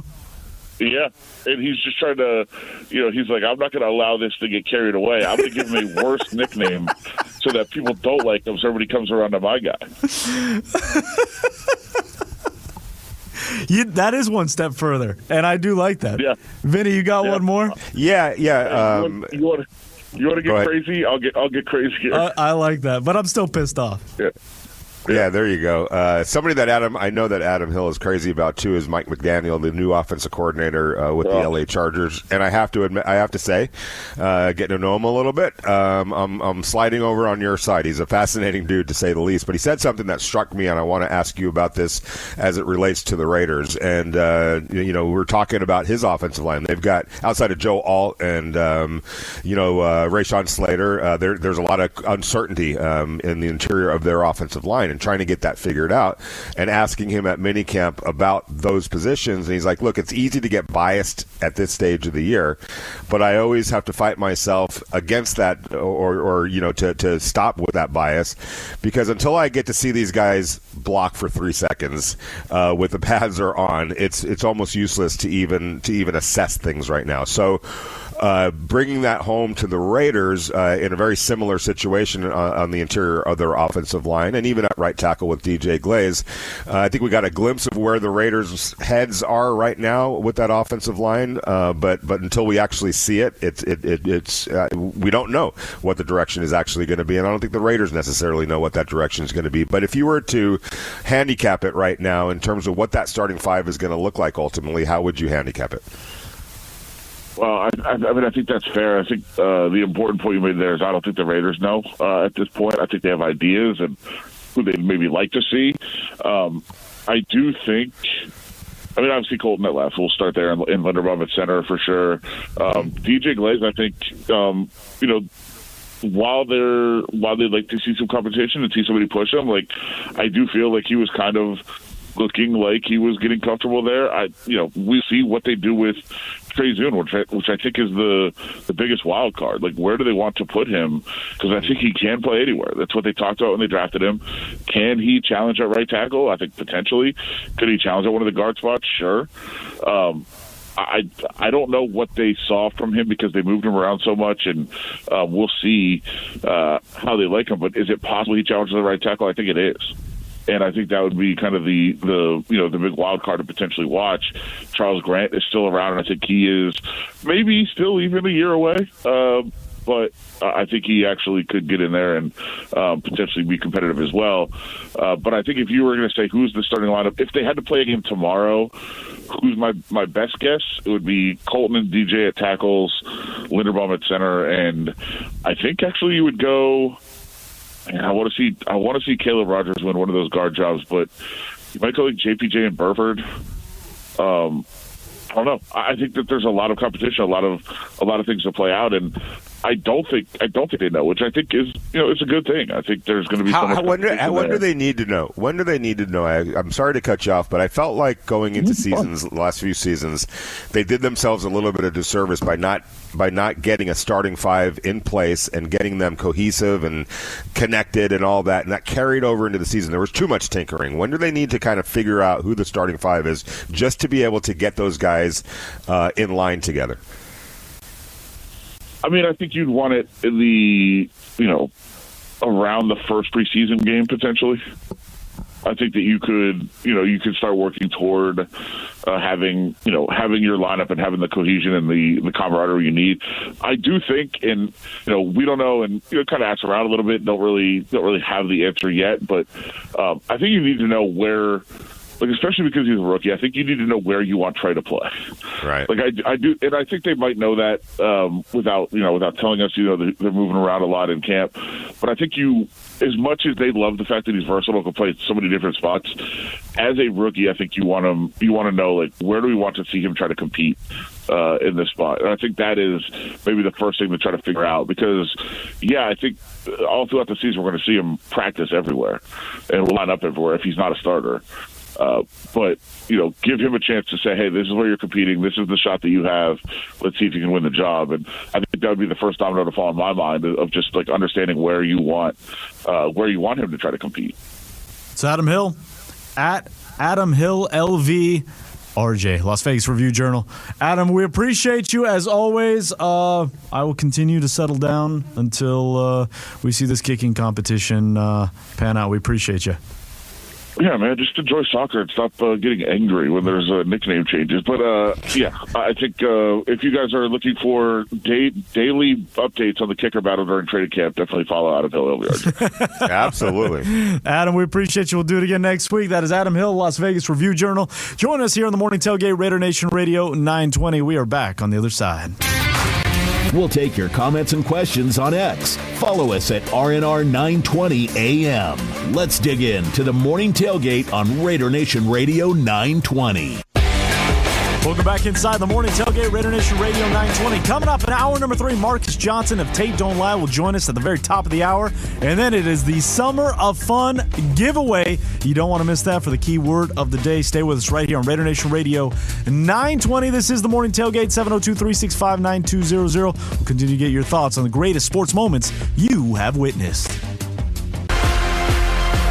This is the Morning Tailgate. I'll just tell the Raider Nation that we have to earn your trust. We got to earn those seats in the stands by putting a great product on the field. Words will not do it. It's our actions. With Vince Sapienza, Vinny Bonsignor, and Clay Baker on Raider Nation Radio 920. It's hour number 3 here on the Morning Tailgate. It's Raider Nation Radio 920, the flagship for the silver and black. Vince Sapienza, Vinny Bonsignor coming to you live from Las Vegas. On the 1st of July, training camp starts this month. We are weeks away. And while we bide our time and wait for the players to hit the field once again and start a new season, a new campaign, a new level of optimism, we continue to talk about the greatest sports moments, games, haps. That's short for happenings, Connor, by the way. No big deal. Trades that you have seen. And I guess you Walker have seen Kessler to the Lakers. Yeah. Yeah. That's a nice Who cares about the Lakers anymore? Braun's gone. That is a big one right there. No, why would they've been wanting Walker Kessler for but now Braun's gone, so what does it matter? 2 years running, and I mean, people are saying, well, is it an overpay? I mean, these picks are in 2031 and 2033. I mean, that's pushing it down the road a little bit. So, yeah, I knew that they were going to try to sign him, but it's risky business in the restricted free agency world because that money gets tied up, and the other team has, a couple of weeks to decide whether we're going to match it or whether we're going to not, and that hold is held against the team that signed him to the restricted contract, and you can't make any moves because you have to work with the understanding that that money for now isn't there, and it might be back, but it might not be. The sign and trade was the perfect situation, and I'm kind of surprised that the Jazz bit on that, but hey, big move for the Lakers. They get the center that they want alongside a perfect guy alongside Luka Doncic. And from the NBA back to the NFL, joining us now here on the Morning Tailgate, as he does every Wednesday at the top of hour number 3, is Marcus Johnson. Tape Don't Lie. Marcus, obviously need to get your thoughts on where LeBron is going. Need you to dig into the tape on Kessler, on is he a true rim protector, as well as all the Raider talk that we need to get into. Good morning. Welcome. How are you spending your days as we are now in the month of training camp? I mean, these days I'm actually looking at all the other NFL quarterbacks. I'd kind of do like the top 32. Why? So there's only one that matters, Marcus. His name's Fernando. So, yeah, I'm actually watching J.J. McCarthy this morning. I've been watching him. Whoa. So. What sparked that? His name got bounced around in a different topic. Connor, might be somebody that Connor, should we not go trades there? for. Connor, should we not go there? That might be a guy that somebody trades for, right, Marcus? Who knows how that's going to play out? Yeah, I mean, it depends on how somebody feels about him. Because, when I'm watching him, that's why you watch like the a tape. Game manager. yeah, exactly. Like a game manager guy. Like what would he get? Okay, let me ask you this. Let's say Kyler Murray just runs with that job, number one, and the Vikings are like, we're gonna focus on quarterback for the long range maybe next year, unless Kyler Murray convinces them that he is the quarterback for the now and the future. What would a guy like J.J. McCarthy be worth on the open market in the trade? I know you'd be trading low at this point if you're the Vikings, but maybe a team out there could go get somebody for that great price. What would you think would be out there for him? It has to be a fifth or a sixth to me, because I'm thinking Kenny Pickett got a fifth from the Raiders. So I'm kind of thinking of how it'd be like that. Like it would have to be that type of price because, it kind of says a lot when you watch him because he wasn't awful. He's not awful. And he doesn't have nearly the time that Kenny Pickett. Like we had lots of evidence on Kenny Pickett. We have no evidence, to me anyway, on J.J. McCarthy.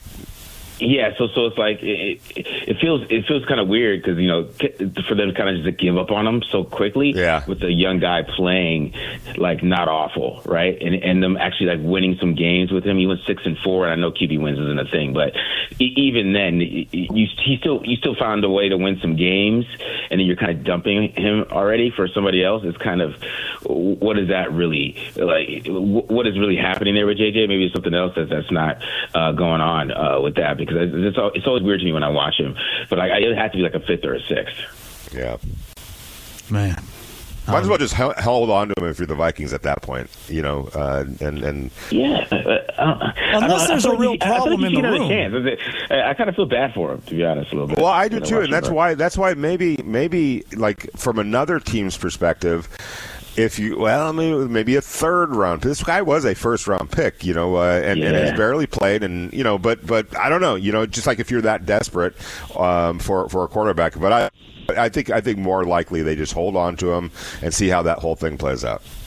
Yeah, I agree. Marcus, we're talking about sports moments that kind of live in our brains rent-free. Obviously, you break down a ton of tape. You continue to do so. Has there ever, you obviously have a unique view because, like all of us, we're fans of sport, right? Mm-hmm. So you take it in as that, but you're also breaking down film and doing things of that nature. Have you ever gone through a film breakdown and been like, how is any of this happening? Like, it just doesn't even make sense in terms of what you're watching. I would say probably most of the 2024 season. I felt like that. So just all of the 2024 season. I don't know. It definitely felt like that. It was definitely hard to do the show. I mean, even with last year going into the season, there's still some excitement, and at times the offense would look halfway decent, but 2024, it was hard to hit that film and do some charting. I don't even know if I think I stopped charting a little bit in that year. That was a rough year for me. Rough. It was.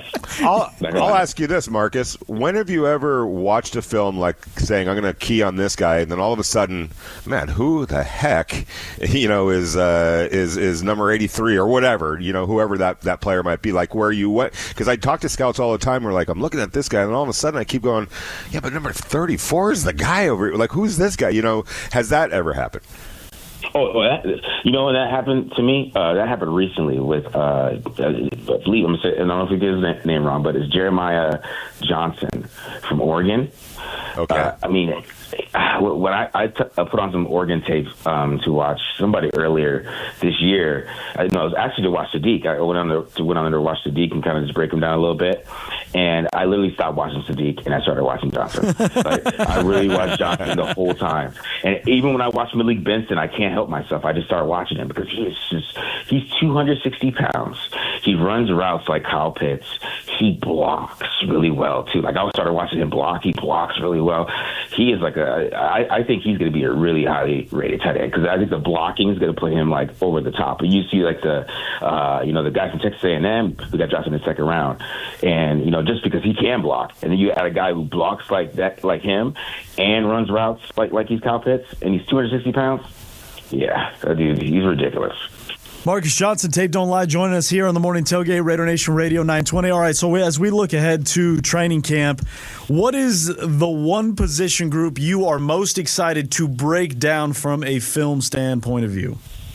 I think the guards. I definitely want to get into that battle. I'm really excited to see if the young guys come in there when they get their chance to play, or even you're following in camp. Are these guys growing? Is Kenneth Rogers taking the next step? Is he putting pressure on Burford every day for him to take that spot? Is he doing it in the games?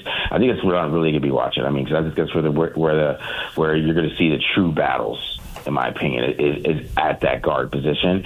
And I'm going to be really deep diving into that. Doing a lot on Caleb Rogers because he impressed me last year. Making that move from tackle to guard. And I know he played some guard his last year at Iowa State. Not Iowa State. I forgot what school he went to. Was it Iowa? Is it Texas Tech? Caleb? Texas Tech. Yeah, Caleb Rogers. Yeah. Yep, Texas Tech. Oh, Texas Tech. This is what it was. It was one of those red schools in the Big 12. But Caleb Rogers, I really love his growth. What he was able to kind of bring to the table last year, just to kind of see how well he played at guard. I want to see if he gets better there, and he puts pressure on Burford or whoever to kind of win that job. So what happens with JPJ? Did JPJ take that next step? Does Burford show some improvement? Does he really show that maybe he can just he needed a new place or a new view on football or new coaching staffs and all that stuff? Is that going to really get into his athleticism and see maybe he does get better? So it's going to be a position I'm really looking at. I think we're talking to Marcus Johnson from Tape Don't Lie. I think the Raider fans and Raider Nation are in for a treat when they see Jermod McCoy finally out on the field. Kept in a little bit of bubble wraps. There's reasons for that. Trying to make sure he stays on track and is ready to go as early as possible and for as long as possible. But eventually he's going to get on the field. It's going to be in training camp and it's going to be in preseason games and then eventually regular season. Let Raider Nation know when healthy what type of player they're getting in Jermod McCoy. I mean, would you give McCoy as a top 5 corner, just top 5 corner talent, just from an athletic perspective? I mean, he has great hips. He transitions really well out of his breaks. He can stop on a dime, and he is great in press coverage. Like he is physical. He keeps up in wide receivers' faces. He has great ball skills too. He's able to find the ball in the air. He tackles well too. I mean, he really is what you want at in the cornerback position. I mean, even he has pretty good length as well. So he has everything that when you want that type of corner, like even like the Stingleys and the Gardners and those type of guys that you draft really high, he has that talent. And I really feel like if he was fully healthy and he was able to display that and you saw more film, that he would have been the first cornerback taken.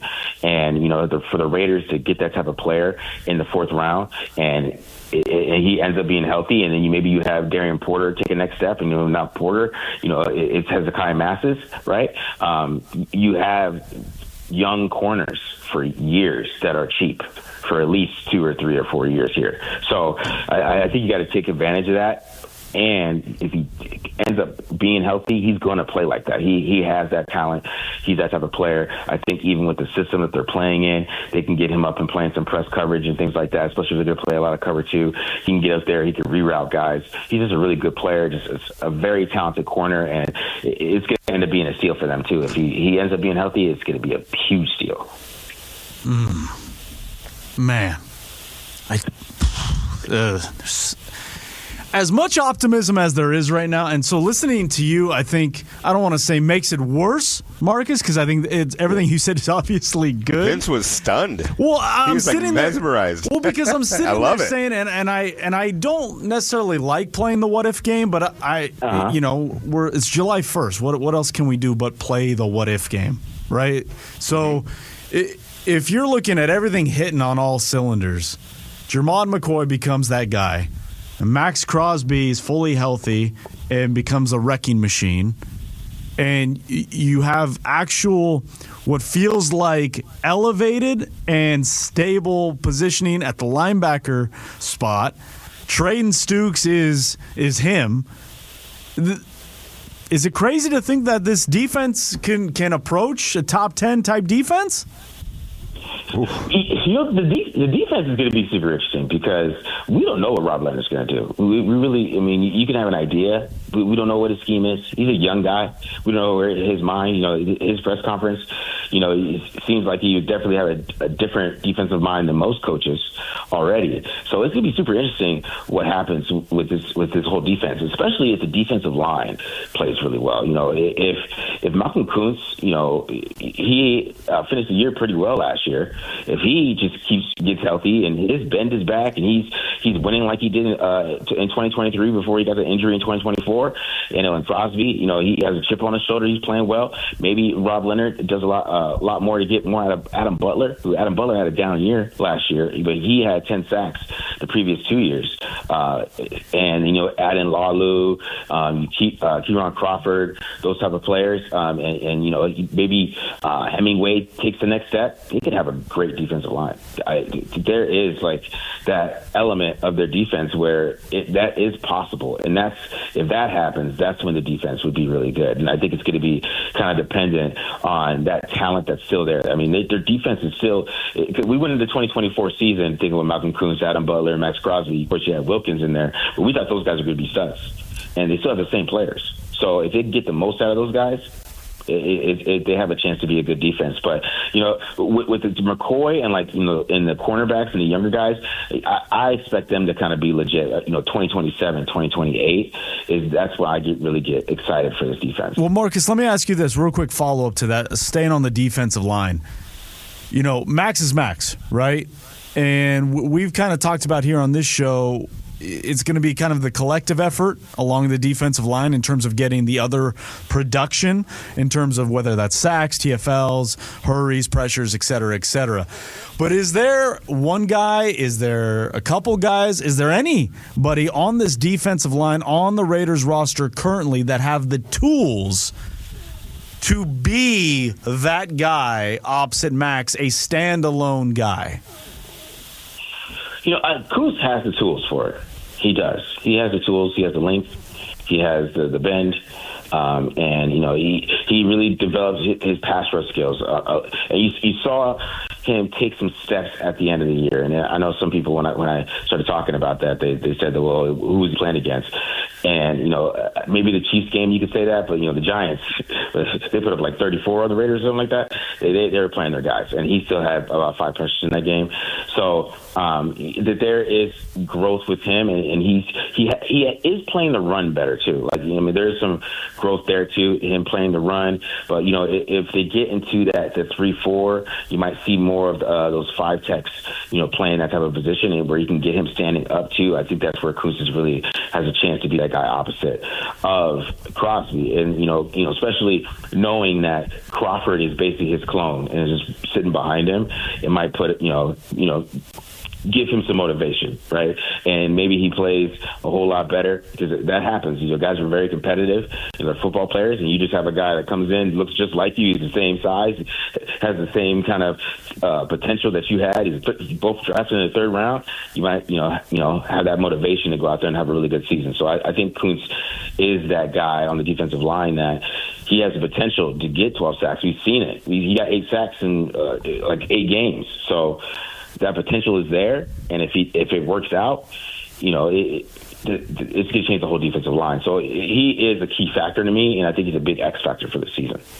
All right, a good and bad here, Marcus. Number one, okay. I don't think you're going to have to be looking at quarterbacks and professionally taking the deep dives on quarterbacks the way you have the last few years. It looks like the Raiders got their quarterback in Fernando Mendoza, so I'm gonna take you out of that from a professional standpoint. However, okay. I know how much you love football, and I know how much you love diving into the tape, and I feel like this next year's quarterback class in college is going to be pretty epic. I truly believe that, and everyone I talk to in the league believes that. The Peyton Manning Passing Academy, the Manning Passing Academy happened in New Orleans. All of those guys were there, and Todd McShay and a lot of others came out of there saying, "Man, that C.J. Carr from Notre Dame looks pretty damn good," and maybe the best of that group just in that setting. There's a bunch of great quarterbacks, and I know you're going to be taking a look. And I thankfully for you, it's going to be more as a fan rather than as a critical Raider, guy, looking at who the next Raiders quarterback might be, and looking at him from that perspective. So, from the new perspective that you get to look at this next crop of quarterbacks, who are you really excited to look at of this college crop? I actually have watched a lot of those guys. I probably watched about already 25 quarterbacks for summer scouting. And, I like C.J. Carr a lot. I would say with C.J. Carr, I think at Notre Dame, I think they don't use his talent as much. So when he'll go to a Manning passing academy, you'll really see it, right? I think, Notre Dame they ran the ball like every single play. Like, and why wouldn't you with Price and Love, right? Exactly. And that was their mindset. But you saw some of those high level plays from him when they really needed him to make it. But when he goes to Manning passing academy, you're going to see all that talent that he has, because he's a super talented quarterback. One of my guys I like. A guy that I like coming out of college is the Auburn cornerback. His name is, I think it's Bryce Brown. Okay. Yeah, he is 6'5". He's about 230 pounds. He was at South Florida last year.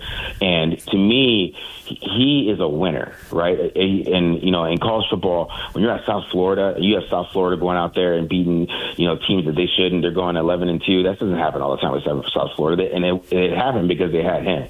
And he has just high level of running ability. He throws the ball pretty well as well. And he's pretty accurate quarterback. And in the red zone, he's kind of like Josh Allen. Like you get him in the red zone, you just keep giving him the football, he's going to score 15 touchdowns. He's going to Auburn. So I'm excited to see what he looks like as well. There's another guy I'm really excited about too. So I really want to watch him as well. Like John Mateer is a guy I want to see if he takes another step, because that's going to be a big thing for him. He's a very talented quarterback. I want to see if he takes another step as well. The guy from South Florida, he has a chance to really put himself on the map because he's going to be in the SEC, and I just think he's going to take Auburn to the next level because he did it at South Florida. And just kind of like how Mendoza, those guys go over into school and they're just winners. It just happens like that. It's Marcus Johnson. Tape, don't lie, Marcus. We are getting closer and closer to training camp, and then we can actually sink our teeth into some new tape, some new things with our eyeballs. But until then, we continue to appreciate you breaking down the tape around the league and breaking it down for us on what to expect moving forward. Marcus Johnson, follow him on the X at @TheMarkJohn NFL. Marcus, we appreciate you. We'll do it again next week. Thanks, guys. Appreciate it. All right, that is Marcus Johnson. Now it is time to turn our attention to the summer of fun. Raider Nation Radio 920 Terribles bringing back the summer of fun as we celebrate America 250. You get a chance to win a bit of an escape, if you will, to places for some great adventures like Hawaii, the Grand Canyon, Sedona, Yellowstone National Park, a theme park trick in SoCal, maybe a Mississippi River cruise, staycations, or just take the cash, $3,000 in total. It is your choice. Make sure you listen for the keyword I'm about to give you, 702-365-9200. All you got to do is text in that keyword of the day, and you get a chance to win. Text it, and you're in to win. 702-365-9200. The Summer of Fun brought to you by Terribles and Raider Nation Radio 920. This week's Summer of Fun trip takes us to South Dakota. 4-night stay, airfare. Go check out Mount Rushmore. All you got to do is text in the keyword of the day. The keyword of the day on July 1st, a Wednesday. Keyword is blue. Keyword is blue. B. Just seeing if our fans can stay with the theme. We had red on Monday. Yes. White on Tuesday. Yes. So it makes sense. It's blue. It's Blue Wednesday. BLUE for all you Weisenheimers out there. And I think we've said blue enough for all of our texters to get it in. 702-365-9200. Text in the word blue, and you are entered to win Summer of Fun. Right here in the Morning Tailgate, Raider Nation Radio 920. Vince, Vinny, and Clay want to hear from you. Call or text the show at 702-365-9200. Now, back to the Morning Tailgate.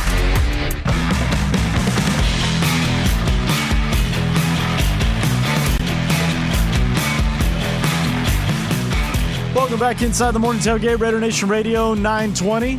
Vince and Vinny talking about experiences, I should say. Watching games, championship moments, game winners. What the heck just happened? Type moments. I remember the 2023 Stanley Cup Final Game 5 for the Golden Knights, and it was the complete opposite of what Game 6 was just a few weeks ago for the Golden Knights, where there was just a nervousness in the building. In 2023, that Game 5, Florida was so beaten up, Vinny, and they were, the Golden Knights just looked like they were on the verge of it, up 3-1.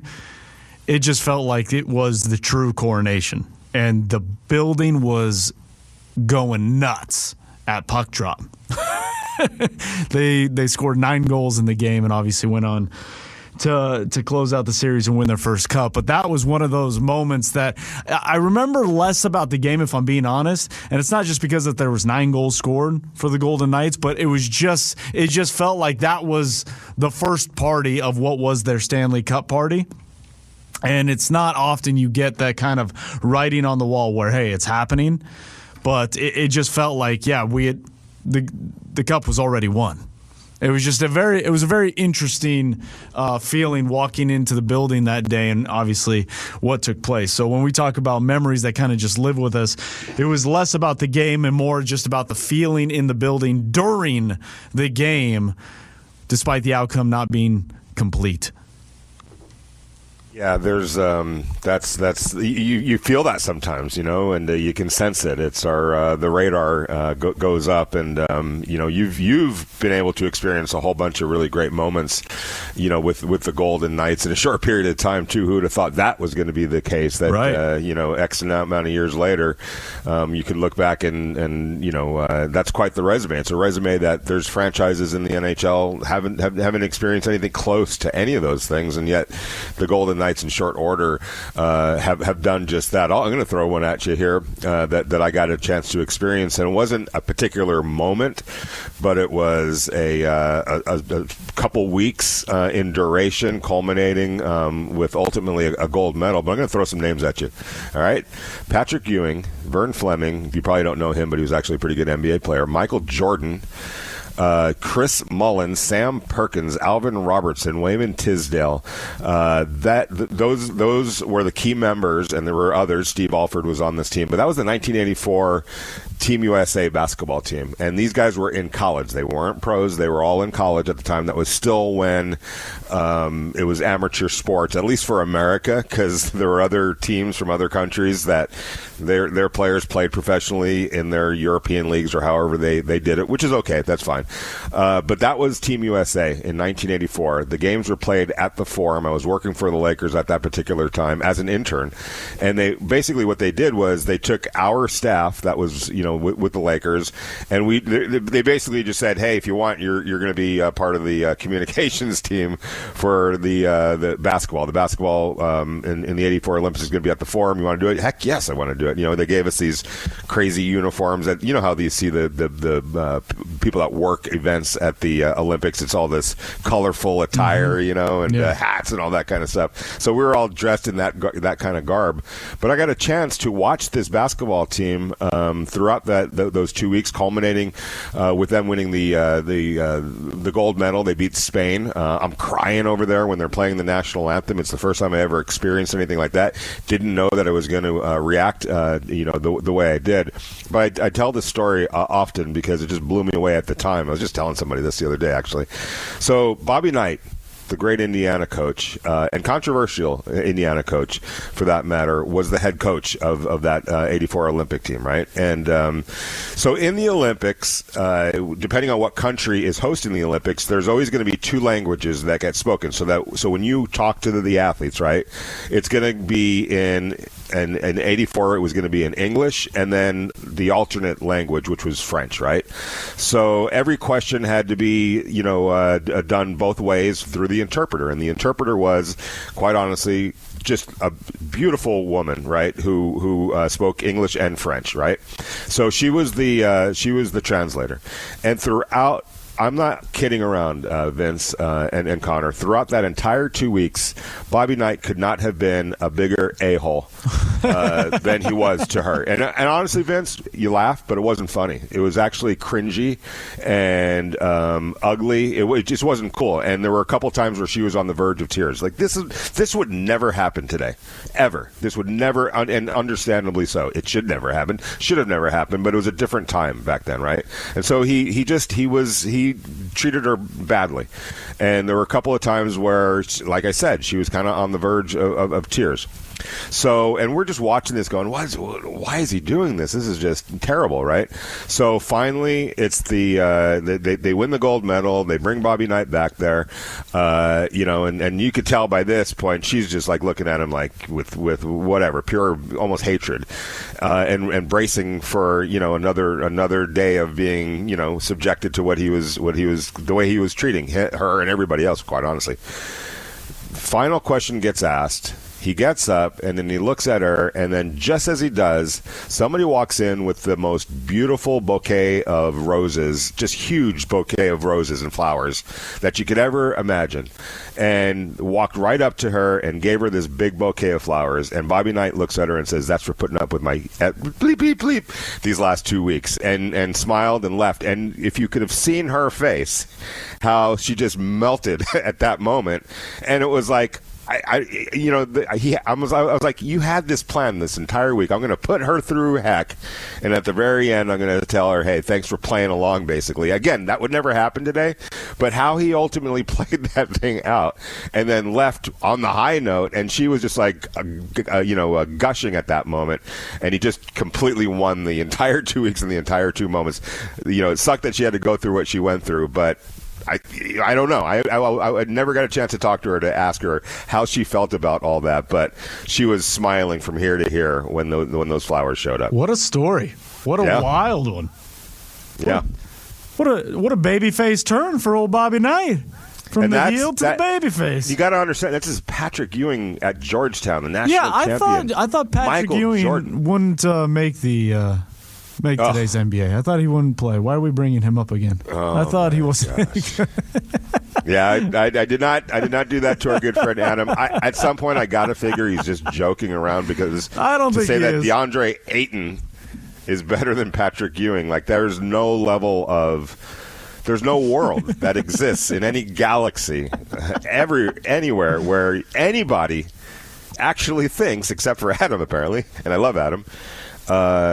Maybe he's just been paying too much attention to kickers and punters and long snappers that he's forgotten or just didn't realize how good Patrick Ewing really was. He's a Hall of Famer. He's a top 50 player of all time. DeAndre Ayton is now the third string center for the Lakers, apparently. Let's get to some text up on the text line, 702-365-9200. Going down memory lane here just a little bit.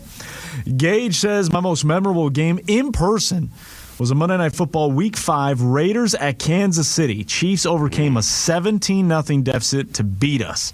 Devontae, I remember this. Devontae and Renfro tripped over one another on the last play. Devontae was wide open. Yeah.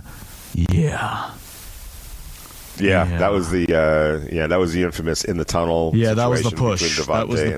That was the security push, which he ultimately got kind of vindicated for. Like, I should have never been there, and what he shouldn't have done what he did, but it looked far worse in TV than in real time. But anyway, I saw it on TV because I was in LA. I just checked into my hotel because I was on assignment for the Golden Knights season opener against the Kings. Just checked into just got to the hotel, rushed to the lobby bar to see where things were at with the Raiders, and we were sitting there, and I watched the push, and I was like, oh boy. It was one of those moments, Vinny, and I'm sure you've had these kinds of moments where for me, like, I have a couple different beats, right, with my other job, so depending on the day or where I'm at, I was like, oh man, I'm glad I'm not there tonight, because I know what the ask would be from my station and the amount of workload that would be required because of that single moment. And I was like, oh man, that is going to be a long couple days. But alas, that was a moment. They had that game. They were in control of that game. And then there was that I forget what happened that drew Andy Reid's ire, but he was dressing down the official walking off the field at the end of the first half because of a call that he felt was either missed or overlooked, or a call that went against the Chiefs. I don't remember exactly what it was at the time, but I remember thinking, it'll be interesting to see how the game gets called from this point forward, because Andy Reid was just in that dude's ear, and you kind of figured that he was doing it to set up the second half, like, you better be on your P's and Q's. And I'd have to go back and look to see what the penalty dispersion was in that second half, but it felt like from that point on, things started going the Chiefs' way. So there you go. Funky Raider says, "Good morning, my Funketeers. My 5 are as follows." He gave us 5. Get ready. Get ready. And then he goes in descending order, so 5 to 1. Attending both Raiders' 83 playoff games at the Coliseum. Watching Kirk Gibson's walk-off home run. Nice. Kobe's 60-point finale. Magic's I was there for that, yeah. Magic's 42-point Game 7 win over the 76ers. Game 6. It was Game 6, but yes. Okay. Yeah, Game 7 would have been back in L.A., but there wasn't a Game 7 needed. Come on, Funky. Come on, Funky. And then Marcus Allen's reverse 74-yard Super Bowl touchdown. Absolutely, in Tampa Bay. Yep. The revenge against Washington, who had beaten them in the regular season. And I was at that game, and little did I know that was going to set up the Super Bowl. Although in retrospect, Washington was really good, and obviously the Raiders were tremendous. And I always wonder, did that loss in Washington, at that time, obviously for Raider fans, it was a bitter pill to swallow. But maybe that's one of those things that kind of had to happen. It's tough to beat a team twice in the same year, and obviously the Raiders extracted ultimate revenge by winning the Super Bowl, and they won. They may have lost the battle in Washington D.C. back in, I think it was October, but they certainly won the war by winning the Super Bowl. Jerry on the text line sent us a picture of, I believe this is, his kids. So he said, my favorite moment, I've been to plenty of Raiders games, but my favorite moment is my kids were on Hard Knocks. So like the Hard Knocks crew got a shot of his kids, and it's a beautiful shot. The kids are wearing a car, and is that a brown jersey? And then in the background, so their backs are to the camera with the jerseys, and in the background is the Oakland Coliseum. Very cool looking shot. He says it was Max's rookie season, broke his hand, came back to finish. He says that's when I knew he was special. Yeah, definitely. It's good stuff. All right, 702-365-9200 is the number. The final sit-down is next. We'll get to your final text. If there's a call or two, we'll try and squeeze it in. But right now, we got to give a pair of tickets to NBA Summer League 2026, July 9th through the 19th at the Thomas & Mack Center and Pavilion. Another exciting rookie class and even some other young and up-and-comers from across the league. We've got tickets. All you got to do is text it or call in, 702-365-9200. Be caller number... Let's go with caller number 5. Caller number 5. All you got to do is call. Pair of tickets to NBA Summer League are yours, courtesy of the Morning Tailgate right here, Raider Nation Radio 920. We'll take your comments and questions on X. Follow us at RNR920AM. Let's dig in to the Morning Tailgate on Raider Nation Radio 920. Irving drives, hop step inside, floats it up, misses. Rebound taken by Iguodala. Iguodala to Curry, back to Iguodala, up for the layup. Oh, blocked by James. LeBron James with the rejection. This is the Morning Tailgate. Oh, Paisan. Oh! Back up. I'll talk to him about it. I've been telling you for months now this guy's no good. I want to sit down. All right. Answer the phone. I want to sit down. Hey! On Raider Nation Radio 920. Oh! It is the final sit down here on the Morning Tailgate, Raider Nation Radio 920. We've been talking about special moments all morning long. LeBron throwing up a block party. And Andre Iguodala definitely would serve as one of those, especially to the Bay Area listeners that are here on Raider Nation Radio. Big thanks to our guests on today's program, Adam Hill, Las Vegas Review-Journal, as well as Marcus Johnson, Tape Don't Lie, and, of course, as always, Raider Nation. Vinny?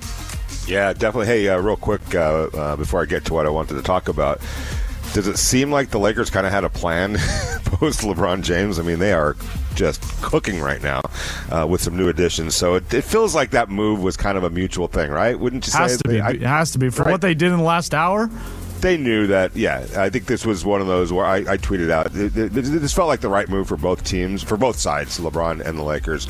But what I wanted to talk about was I'm really happy from a personal standpoint that Brendan Sorsby came to the decision that he came to, in terms of not fighting and not trying to play the victim and all this type of stuff by saying, okay, accepting the NFL's kind of penalty that they're giving him. This is not a lifelong sentence. They are not turning their back on Brendan Sorsby. He's going to absolutely have a second chance for redemption in his life and his professional life as a quarterback in the NFL. He's absolutely going to get that opportunity. But I thought it would have been a bad look, to just let him walk through the door, considering the baggage that he's bringing. He wasn't just gambling. He was gambling on a team that he was a member of. I know he wasn't playing, but that's a line that you just don't cross. And I know that it's upsetting to him, obviously, that he's going to not be able to play this year. And the NFL saying, look, we're not obligated to hold a supplemental draft. We don't have to. It's not something that we have to do every year. And looking at your situation, we're not going to do it this year. So check back with us back in 2027. I know initially they were going to fight that, he and his team, but yesterday they said, hey, you know what? I'm going to start focusing on 2027, which is, I think, what he should be doing, and focusing in on himself and focusing in on his addiction, and hopefully never having to deal with that anymore, getting the help, whatever help, continued help he needs to get. But in an age where we always try to play the victim, we always try to fight, rather than looking at the long view and saying, hey, maybe I need some help here. Maybe I do need some time just to kind of reset my life and get my priorities in order. I'm really thankful that Brendan Sorsby came to that decision. Yeah, and it's a good point because, and the other part is, I just feel like not only was this probably the right decision on his part, his team, his however you want to, representation. Right. I mean, there was a very clear messaging from just about every party involved. Right, like I think even the CFL came out and said he's not going to come play for us either. And I'm not going to say that they were the tipping point, but it just goes to show you, like, without disrespecting them, if they're saying no thanks, the options weren't going to be there to begin with. And sometimes you just got to be able to know and understand when to take the L, right? And it feels like one of those moments, but also a way for him to move forward. Yes. And so that, and learn a lesson. Like, you can't, and I saw this on Twitter, on social media. Oh, the NFL is denying. I'm like, look, we have to get back to a point sometimes where if you do wrong, there's a penalty to that. We're parents, Vince. Mm-hmm. It hurts us sometimes to have to discipline our kids, right? It's not a good feeling at all. And now I think about the times where my dad did it, and the thoughts that I had at that time. But looking back on, man, it killed him just as much as it hurt me getting spanked or whatever it was back in those days. It's not the easiest thing to do sometimes, especially when it comes to people that you care about. But you know what? You have to learn in life that you can't just do it, that there's always going to be an answer. There's always going to be someone you can argue to and get out of the penalty for your decisions and your actions. And I think that in this case, that would have sent a terrible message. And even to him, it would have been like, I could do whatever the heck I want, and I'll be able to figure a way out of it. That's not how life works, nor should it. And I'm thankful he got that message. I know, like you said, all doors were closed, but he could have still fought it. That's the thing. He could have done that, and that would have been a big waste of time, number one, and honestly, not the best look for him or the best way to approach that. Like you said, take your loss, but more importantly, learn from that loss and learn that, hey, in life, there's consequences to decisions. It may be corny, may be cheesy, but I always tell my kids, you don't win or lose, you win or learn. Figure it out. You got to learn from everything you do, and even when you do win, by the way, just so you can still learn from wins. Charles in Oregon is mad at you, Connor. He's a lifetime Warrior fan. How dare you play LeBron blocking Iggy? It's all good. We got Kevin Durant. One. And then we got 3 more championships after that. Go Warriors, Charleston, Oregon. Flex.